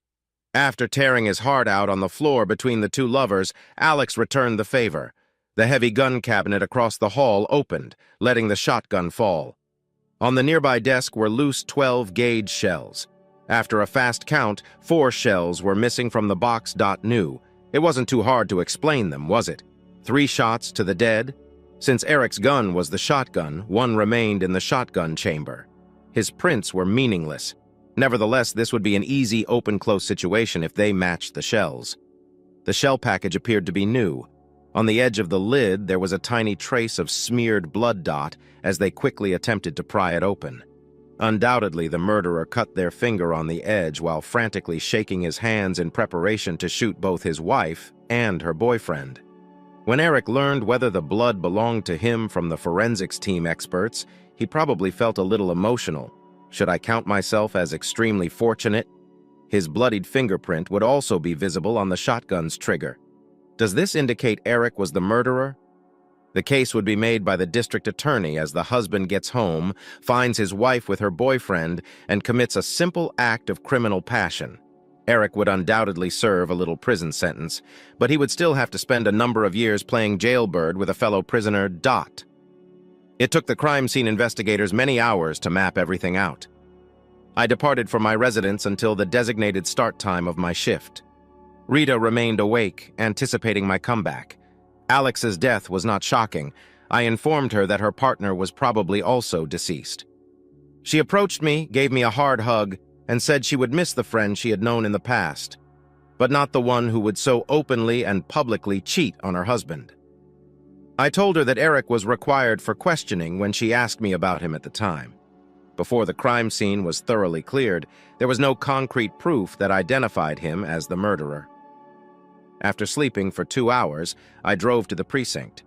I told the lieutenant that when Eric got to work, I was heading to Nelson's construction company, even though the preliminary report would still take a few hours. He was prepared to take him into arrest because he had a police car waiting.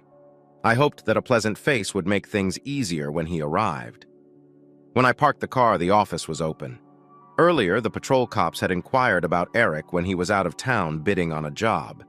Eric's secretary had been trying to get in touch with him for the last 30 minutes. Eric wasn't answering his phone, but she found out that his meeting had been rescheduled till later in the morning at his request.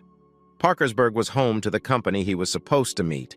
He reserved a motel room for the evening in order to make the early morning appointment because it was going to be a lengthy drive. I knew he would have plenty of time to drive home from there, carry out the crimes, and be back in time for his original appointment if he chose to murder his wife and her lover. Given that the conference was scheduled for an early morning, why is there a delay? It would have demonstrated attendance as originally intended, so supporting his alibi. It was more of a warning sign about his involvement to ignore this. Since Eric could not be reached, it was agreed to have the patrol car drive by frequently in case he showed up for his check dash, and ours was confirmed over the phone with the motel last night at 20:30. I called the cell phone company and pawned his phone. On the cell towers, his phone was nowhere to be seen. Locator. He hadn't turned off his phone. It just wasn't. Still, one can. Pinch an offline phone. The emergency locator feature is non-deactivable. The phone was either completely dead or he had removed the battery. The travel down to Parkersburg was permitted by my lieutenant. I owed it to my former friend, if for no other reason than to personally show up and bring him into jail to be questioned. Everything went smoothly on the drive until I arrived to a road construction, the Ohio Department of Transportation. ODOT has a nasty habit of taking an all-or-nothing approach to road repair. You're either losing suspension in a bus-sized pothole, or you are sitting still on the freeway, waiting for them to figure out how to patch the darn thing. A simple 2-hour trip turned into a 3-hour tirade, and before 1800 hours, the highway was down to one lane if ODOT continued to perform their normal trash. Oh no. Why? And then pretty much shut down while they seemed to be preoccupied, which made the problem worse. The state troopers experienced further delays due to the overhead power cables being run across the same length of road. Planning was a complete failure. When I finally arrived at Baker's Realty experts, I thought, as other police officers would have, that Eric's car was noticeably missing. Eric was present and in the midst of presenting his case to the board when I followed up with the firm's personal assistant, the president. He had been in their office for about 2 hours. Not too long after, the president had another scheduled meeting. Therefore, it was expected that the conference would end at any time. A total of 3 construction firms were deemed eligible to be considered for the role of general contractor after they successfully completed the initial screening. That was a really tempting offer. In addition to calendar milestones, bonuses were awarded for building quality. I asked to have a brief conversation with the president before to his subsequent conference. After exiting the meeting room, the assistant came back with a brief approval before disappearing again. While she was waiting in the lobby, another general contractor dropped by Baker's Realty to make a presentation. He appeared quite tense. His knowledge seemed to be more centered on building than on mixing with unclench, if I had to guess. He continued to knock off dirt.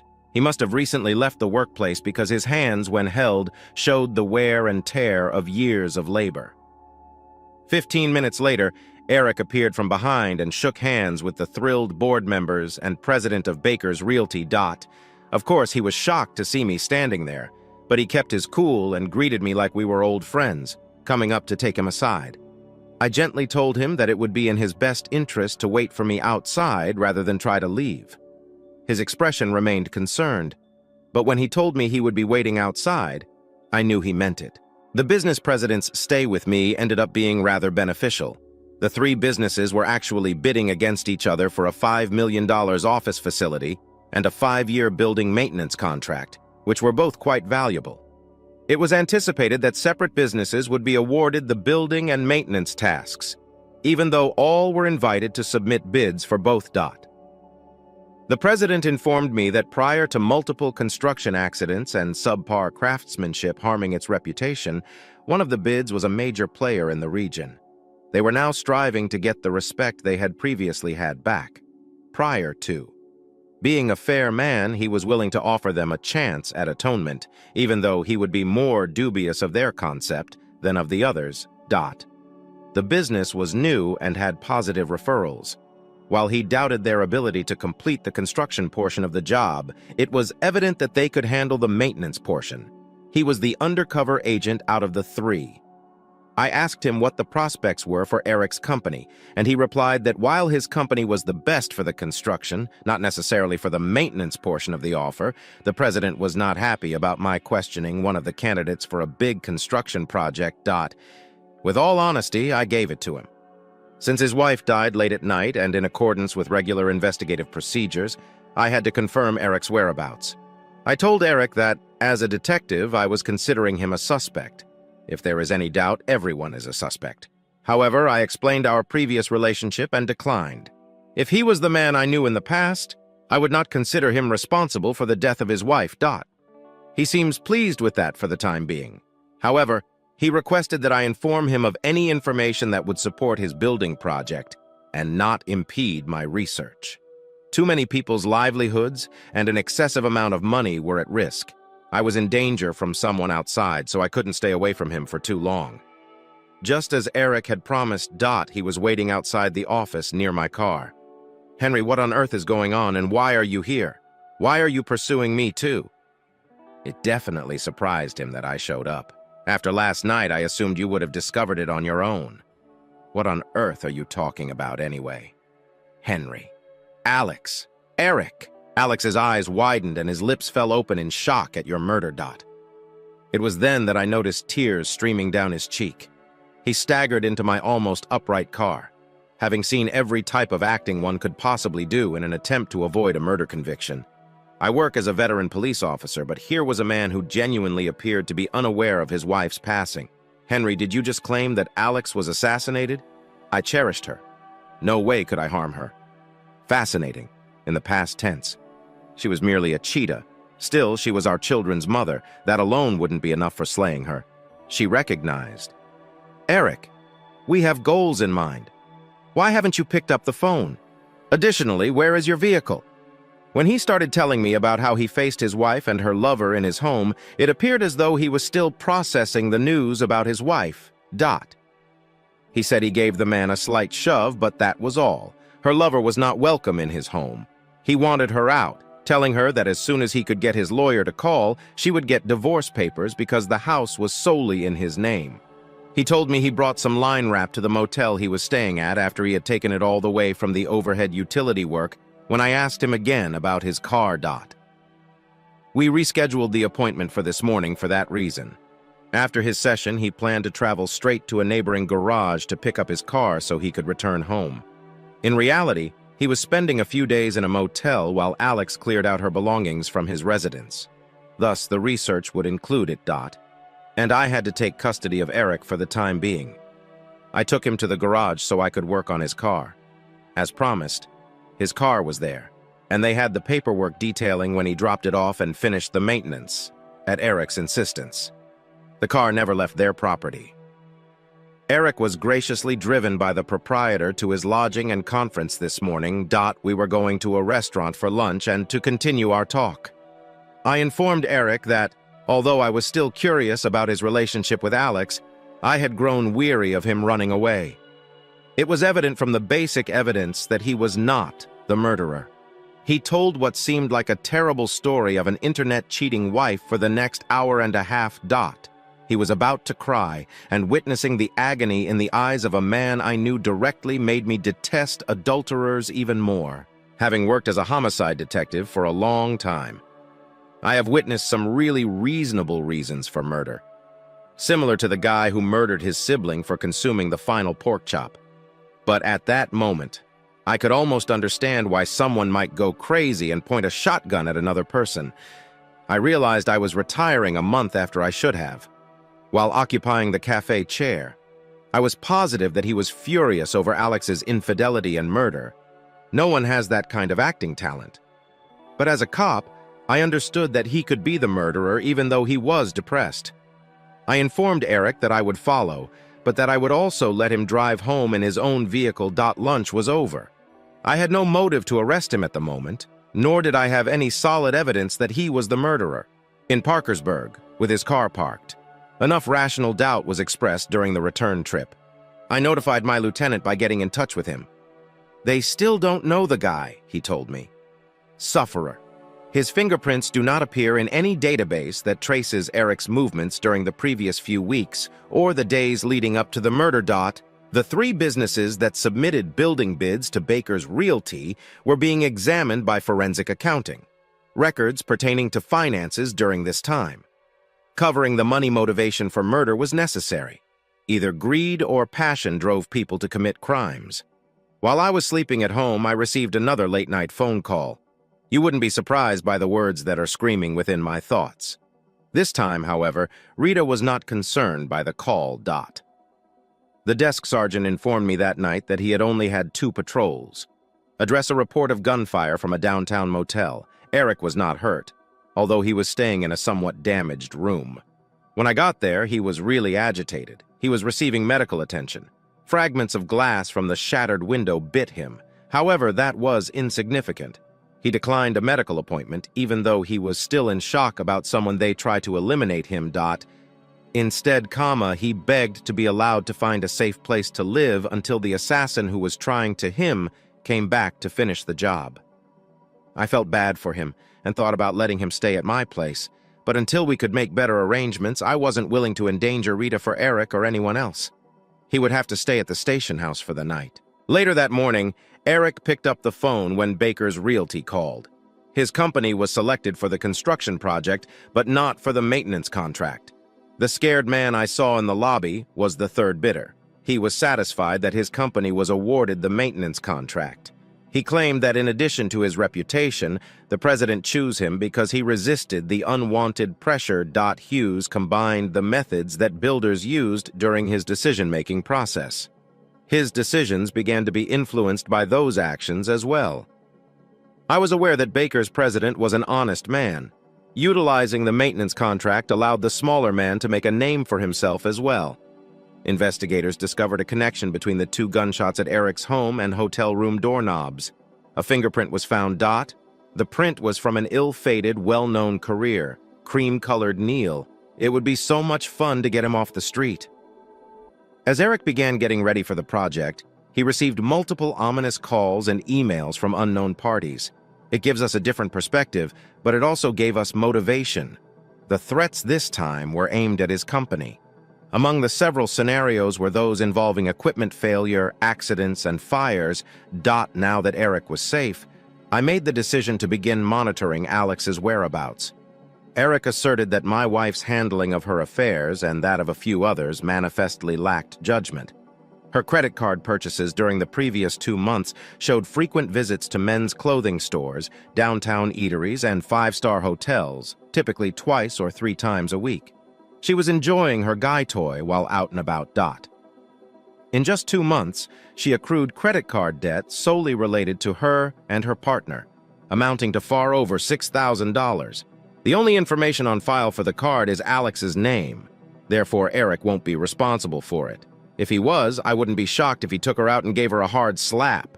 Instead, he gets to take possession of the life insurance she wore. I had to think about it too. An additional incentive. The Lovers Motel would be the first stop. I was hoping that the man had been able to get a good head photo using security cameras by matching his face to the FBI database. Our cybermen could help us figure out who the headless lover in the hotel is. There I was, at the front desk. They used top-notch video cameras to take multiple shots of the happy couple. The cyber team returned an 85% likely match after 4 hours. The authorities started taking pictures of everyone who crossed the border years ago. A man with blonde hair and a height of 6 feet 4 inches crossed the border from Canada 4 months ago. As usual, the government kept false documents, but after a few phone calls, I found out he was hired as a project manager and had come on an H-1B visa. It makes sense that our men were unable to recognize his fingerprints because he was Canadian and would not come up in our normal database searches. However, his Texas-based business performed criminal background fingerprinting, all the rest. Naturally, that also applies to the immigration records that ICE keeps for those who are months late on system data submission. At the time of my investigation, ICE was dot. At least the Border Patrol apprehended this person as he crossed the border called ICE and asked him to contact the State Department to confirm his visa. After only 4 months in the United States, a man named Robert Tolson from Montreal crossed the border, lured a former friend, and an unnamed assailant blew off his head. I called the investigator in Montreal to inform him of the death of one of their residents, hoping he could provide some background information about the man Dot. It turns out that notorious criminal Stephen Wallace assumed a well-known persona, Tolson Robert. He had a part-time role in a male-only revue in Montreal. By seeming to be in love, he was attempting to con ladies out of their money. When he didn't carry that out, he looked like a con man. The prick had multiple outstanding arrest warrants, yet he just disappeared 4 months ago, leaving no trace behind. Dot. They now knew where he had ended up, and as he was dead, it was my worry instead of theirs. They declined to bury the deceased in Canada as well. I was already aware of who helped him get across the border. Together with the fake H-1B visa, he was successful enough to have his head violently separated from his body. If that's why I think he came over. I went home for the evening as the day was coming to a conclusion so that my wife could surprise me with my retirement gift early. I vowed to get home by the end of the day. As soon as I stepped inside the house, my lips began to sell. My favorite dinner was made by her. Although I usually like meat and potatoes, she has a fantastic dish for Pacific salmon served with sautéed vegetables. Your mouth feels content after eating. It rests softly in your abdomen. You're not weighed down and incapable of doing your job when you reward your wife with an after-meal romp. I have a lot of performances coming up for her, if the food is any indication of what my retirement gift will probably be like. The dinner was excellent, and my wife told me what my true surprise was after I sat there in shock for a moment. She, quote, been taking little amounts of money from our wages for years, funneling them into a vacation fund so we could take frequent trips over the next 6 months. We may now see her extended family in Italy while traveling comfortably throughout Europe. Doing this has always been our dream. Yes, of course, we performed for one another. We talked about brunch the following morning. Rita was interested in knowing how my research was going, but from what I knew, I wasn't sure how to answer her. Her distaste for what her ex-friend was up to was heightened. Does deserve whatever comes their way, my wife said a while back. Another said that the punishment increased with the severity of the adultery. However, I thought it was a bit excessive to use a shotgun to pierce Alex's chest for 3 inches and to materialize a man's head with genitalia. I work as a police officer, and for me that simply means working harder. Clearly, taking everything into consideration, I desired a fair amount of financial destruction and complete humiliation for each responsible party. The forensic accountant's report from previous work was sitting on my desk in the squad room. He reviewed the 3 businesses fighting for the baker's job records. Typically, murder was motivated by love or money. This pertains to the financial element. One business was an LLC in dire need of money and was on the verge of bankruptcy despite having very stringent regulations in place. Still, the business had investors. The other company was not incorporated. Instead, it was a partnership. The ownership of the business was somewhat influenced by one partner, but not by its operations. Essentially, the principal partner oversaw all aspects of the business. The business may be terminated with only 2 months' notice according to the partnership's articles. The notice is intended to give the other partners adequate time to make arrangements for money to buy the departing partner's shares. According to court documents, that was a few days prior to the murder. That's precisely what happened. If the remaining partners are unable to buy the separating partner's interests, the business will be completely dissolved, its assets will be put up for auction, and the winning bids will be split according to each partner's financial interests. The accountant noted that a 2-month notice period was somewhat unusual since it often wouldn't allow the other partners enough time to obtain financing, considering the partners' identities. They knew that using it would undoubtedly destroy everything they had worked for, so I don't think they ever intended to use it. The same partnership has been sued again, but this time in a completely different way. As per the ruling of an additional court. Nevertheless, this action was done just 1 day prior to the petition terminating the commercial alliance. The court clerk could sense its impending arrival. The party's monies would be automatically locked upon filing with this court. It essentially put a stop to any and all further legal discussions. But since it wasn't a business deal, the partnership can continue operating until the court makes a decision. Despite having much less cash flow, the respondent was insulted, and the petitioner was protected by this court application. The third business has stable finances. With equal ownership interests, cooperation was simple. This firm did not have any crazy bylaws designed to dissolve the partnership, unlike the previous one.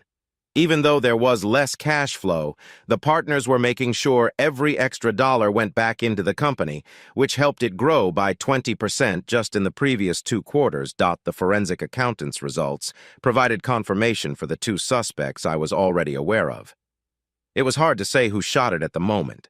Being responsible does not imply that one was the actual murderer. If I find one, I'll find the other. It was time to get the cages rattled. I had a limited amount of time and wanted to complete this before my last day of work. Unaware of the man's location, I went to the office of one company to speak with one of my suspects. Additionally, the receptionist told me that he had been acting strangely lately. It sounds like he was about to run. I parked far enough away from John Hughes's house so that he couldn't see me. I sat there and observed as Mr. Hughes and another man appeared to be having a heated disagreement. I recognized the man fighting John Hughes immediately. The man's prints matched the motel room in Eric's home. As a result, he had an active arrest warrant that was requesting his assistance. When the responding patrol was less than a block away, I told them to enter quietly. They called the radio. I said that to stun the Wonder Twins and move on. While the other brick lunged for a gun, the first one ran. It goes without saying that he was just slightly hurt, while Mr. Hughes, who had really traveled approximately half a block, was handcuffed by the 2 officers. I requested an ambulance. After a trip to the hospital so the doctor could apply bandages to the idiots, he and I headed to join the runner at the station house. Bubo. I talked about current events with the interrogator for the next few hours. Since Band-Aid Man wouldn't communicate, I spent some time getting to know Mr. Hughes. Soon after spilling his guts all over the floor, a deal was worked out. His supplied facts were virtually certain after a brief exchange between his attorney and the district attorney. He will be incarcerated for the next 10 to 20 years. He claimed that since he was outwitted and Plan A ran out of time, he hired the hitman as a final resort.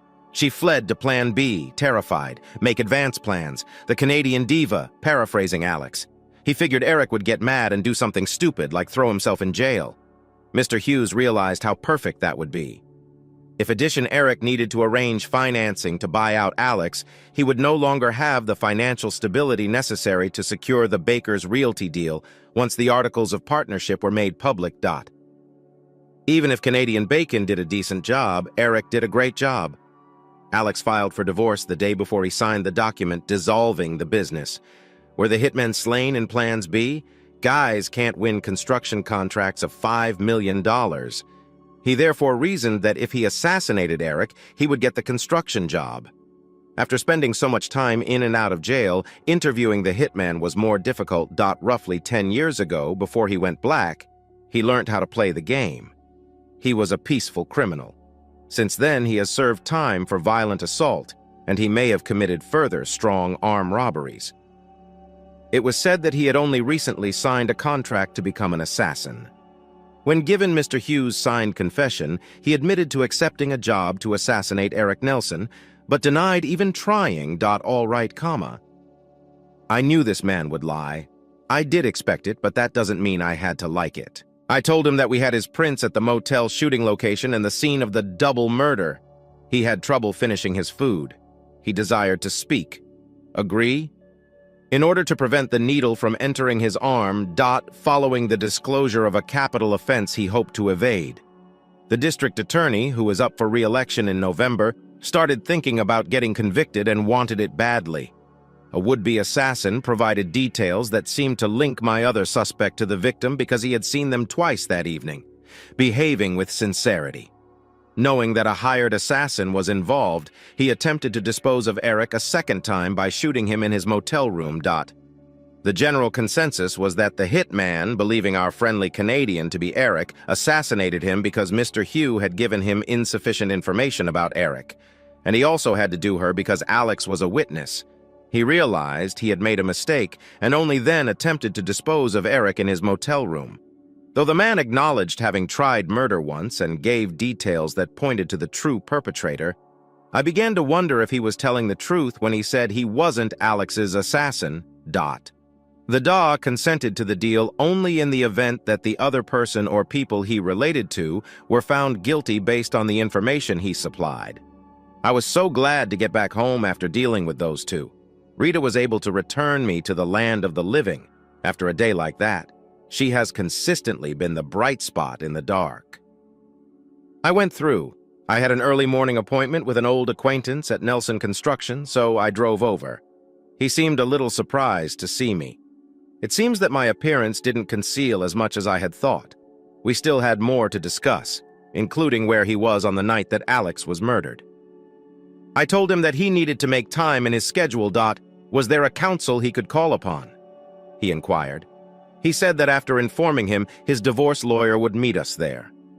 It would be wise to do that. I gave them a quick call, and it wasn't a criminal defense attorney. Eric took over his acts from the night of the murders. Even so, the majority had already been confirmed during questioning. I was curious to know if his story would change from the beginning. He went by the previous script. Really? That's right. It's great to be consistent. He used different words, but he stuck to the same story as before. If someone was telling the truth, they very definitely took Eric's strategy to heart. Unfortunately, he revealed some important details. His attorney believed he ought to be directed differently. He placed an envelope with the verified reports and photos that his wife's hired private investigator, Eric, had obtained on the desk. It was obviously really harmful. Eric had already told me that Alex was unfaithful, but from this narrative it sounded like she was a heartless bitch. Robert Tolson, also known as Stephen Wallace, loved her blind for 3 months before to his assassination. According to the account, he was just the last of several partners in extramarital affairs. Eric had been following her for the past year and was aware of her interactions with nearly all of her partners. The lawyer was attempting to divert Eric's focus to one of her previous partners. The report by the private investigators stated that several of them were beaten up and thrown out. Some of the lovers aren't too thrilled about being abandoned so ruthlessly, as my father used to say. Any one of them might have been bitter and desired revenge. The mail order material would be useful to the divorce court. In the act, he made reference to all of her partners, using adultery as his excuse. They wanted to bring in one more player, bringing the conversation back to where it began before the lawyer gave me the envelope. I informed Eric that someone in custody had claimed it, that he had been seen leaving his house the night of the shootings, and that the person had also provided the details of the car he had seen driving away. Eric came to the realization that he didn't want his divorce attorney alongside him. Around that period, I could have waited longer. I told him so and suggested that he speak with his defense lawyer. While my next opponent was on the phone, I moved forward to speak with him. I introduced myself to the shift sergeant who was already seated at my desk. I was almost done when I told her I would see her shortly. I gave a cautious nod as I turned around. The entire day, Eric's defense attorney was in court. As a result, we would need to delay our conversation until tomorrow at the latest. I told him not to leave town for whatever reason, but I wasn't worried that he might take off. Since I still had tangible proof, I was unable to put him under arrest. All I had was a confession from a convicted felon whose story seemed unlikely at first, but was beginning to come together. When I led him out of the questioning room, he found his girlfriend sitting at my desk, staring at each other instead of me. Neither Eric nor his girlfriend had anticipated this turn of events. They appeared to be having serious problems. Yes, it appears that there has been 2 murders. If not, why are you here talking to his girlfriend? Barbara Baxter was a useful resource. They appear to have only existed for around half a year. She often expressed her love for Eric and pleaded with him to dissolve their union in order for them to be together. Their interactions were sporadic at first, but Eric knew that his marriage was about to fail. They became more frequent, but remained relatively infrequent, meeting twice a week. Since Alex was teasing herself, she didn't think it was necessary to keep their relationship covert. Fantastic. She liked Eric, no problem, even though she knew he was married. What is the purpose of these people? Barbara remarked. I have arrested better moral serial criminals. The night before his visit, Eric gave her a call and asked for help. He had his car in the shop and had overlooked important documentation for his morning presentation with Baker's Realty. To get them, he needed a ride home. It would be safe to accompany Alex to his residence as it was expected that he would be home. Still, she knew trouble was on the way. As soon as they arrived, not only was Alex back, but she was entertaining her partner. Eric lost it. Even yet, he admitted that their union was just a name. She's taking her lover to his house? How dare she? He stormed in, looking beyond their screams to face them both. She was having trouble understanding what was being said.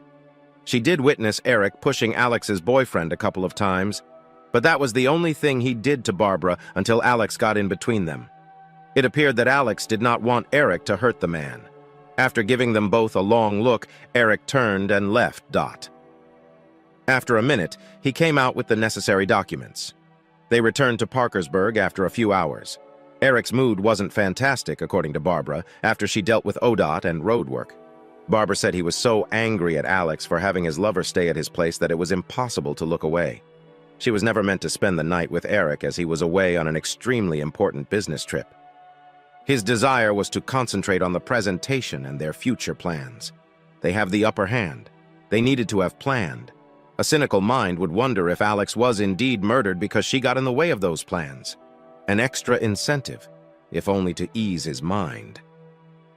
She thought about staying, but the journey never seemed to lift his spirits. She gave Eric a farewell kiss, dropped him off at the motel, and told him to calm down so he could concentrate on the presentation, all while still furious over what had happened at his house. She got back in her car just before 10 o'clock. Should I have believed her? My instinct told me she was telling the truth. Typically, that's right. She promptly responded to all of my questions and waived her right to legal representation. Still, there was something about her hands that worried me. Something seems to be missing. I did not have enough circumstantial evidence to keep Barbara without that tiny bit of information or to request a court order for a blood sample. All I had right now was her in the wrong place at the wrong time with the wrong person. She remained in the vehicle. Even the hitman warned that she would face charges of accessory after the fact. Shall I prove that Eric was the murderer? But that was all there was to it. I believed the latest forensics report contained two components that would conclude this investigation and let me leave on a high note the next morning. DNA from the blood found in the shotgun shell box lid and fingerprints matching it. That would not be how things would naturally work out. The shotgun trigger had no acceptable prints on it, and the blood did not match any DNA stored in the box. The blood's gender might be determined by the lab technicians through typing. The good was that. The bad news was that there was nothing else that set them apart. Even the blood type plus typo is widely used. This case would have been much better off with a DNA match, but in the absence of that, I needed evidence from another source connecting one of the other players. After that, I may get a court order allowing me to demand a sample for DNA analysis. It's obvious that the assassin was wearing rubber gloves. Nevertheless, they sliced their finger on the small portion that remained on the shotgun shell box's edge. Everything they handled came into contact with it because the injury wasn't bad enough to tear the glove off the finger. Since the start of this investigation, there has only been one female link. Unlike Barbara Baxter, she did not have any cuts on her finger. Even if she was my murderer, she would still have visible signs of the cut from the box edge. It hadn't fully healed yet since it was too fresh. Everyone is aware that paper cuts do not heal quickly. I went over the police interviews where they questioned restaurant patrons. Alex went to visit her sweetheart before they passed away. The two lovebirds looked like they should have been doused with cold water by everyone who saw them. A woman in particular thought the disgusting show the couples put on that night was rather upsetting. While the officer transcribed her statement. This customer voiced their anger quite forcefully. According to the officer's report, she made some animated remarks regarding the appropriate punishment for adulterous fornicators. The woman referenced in the report is well known and well respected by everyone in the department. She has a Hello Kitty bandage on her index finger, and I noticed that as I also knew her ever since the death's evening. That didn't matter to my study because it didn't prove she was involved in the assassinations, even though it was crucial that she was at the house the night when they happened. I could not get a court order from any judge based just on speculation. The contract shooter claimed that Barbara Baxter was the only other woman in the neighborhood that night. Hell, I was going to have to accept that I was not going to be able to solve this in time or pray for good fortune. But you can only use the facts to build a case against someone. All I could do was follow the facts, but we had absolutely nothing pointing in this direction. My gut was screaming at me. This was the one who slaughtered us. Even so, I knew it was finished. I put my all into this case and worked it. I would be a cop no more. Upon the conclusion of my tenure, I gave my lieutenant my badge. It wouldn't matter if this person told me the truth an hour later. Rita is my spouse, and I couldn't care less. I was to sit down with my replacement tomorrow, 1 minute after 1500 hours, and go over all the information that had been obtained. Detective Sean Wilkes is really talented. I've known him for a long time. When I told him all I didn't know, and after his forensic evaluation, he initiated the proactive investigation. I'm done after 2 days. Sean Wilkes was now the chief investigator, but I was still the official detective. While Sean was having a meeting with the DA, I sat in on the subject, and I provided clarification where needed. Naturally, our hitman had nothing to do with Alex's and the Canadian bastard's deaths. Ever since his blood tests showed that the blood on the trigger and the box of shells didn't match his own. Since a video from an ATM across the street from his motel room confirmed he was guilty of that crime, Eric was at least heading away for attempted murder and a host of other offenses. Since Eric wasn't the murderer, I suppose he was telling the truth, as stated in the report of the forensics. For connecting Eric Nelson and Barbara Baxter, he was docked points. She didn't have enough concrete evidence or circumstantial evidence to prove it. Barbara Baxter is moving. Detective Wilkes made the decision to look deeper into Barbara Baxter to find that piece that was missing. He also approved her to travel from Parkersburg a few hours later. She had made a dinner stop at a Denny's. Her birth date on the receipt proved she was there when the crimes took place. This meant that we had a murderer on the loose who was difficult to identify. I was going to retire with a contract murderer and the man hired away for a long stay gone. But my career was going to end without being able to look into a double murder that proved to be unfavorable. That was a plus in my book. Alex was a harlot who cheats. However, I wanted to solve her murder since the law states she should have received justice. I find it annoying since I had a sneaking suspicion who the murderer was. However, I am aware of the legislation. Furthermore, I was not going to violate someone's constitutional rights, particularly because I am going to retire. What would I then need to do? Eric's divorce and defense lawyers were correct when they said that many people had the same motivation for shooting Alex. Detective Wilkes would have to look over the list that Eric's private investigator put together and attempt to refute each entry. However, I believed that this would turn into a cold case and remain that way until the murderer brought us the concrete proof we needed to prove her guilt. I looked at the clock and realized I was running out of time on my last day. I arrived home and gave my wife a kiss. For a peaceful night, we cuddled up close, believing that this would be our life for the next 30 years. When I got up in the morning, coffee was there. On my last day, I would be watching more than simply who was at the workplace. My tenure as a homicide detective came to an end. Rita waved me off with a cheeky little smile. She knew I would be feeling mixed emotions on this day. Firstly, my career was coming to an end. Secondly, since I would also be the target of many jokes. Rita and I had both agreed that at the end of my shift I would leave. In particular, this case had really put a bad taste in my mouth. 2 former friends were discovered to be adulterers. Now, granted, one may not have begun until the other, but why not split, get a divorce, and begin a new life without becoming the object of everyone's mockeries? Yes, I was correct. The balloons and cake didn't bother me. That pain served as my parting gift to use in retirement. I received a walker from my long-serving police colleagues. Can you believe that the idiots even attached training wheels for bicycles, a bell ringer, and small girl streamers to the damn thing? Do you recognize the kind? The identical kind that the old man in the film used. Go ahead, bastards. I loved it.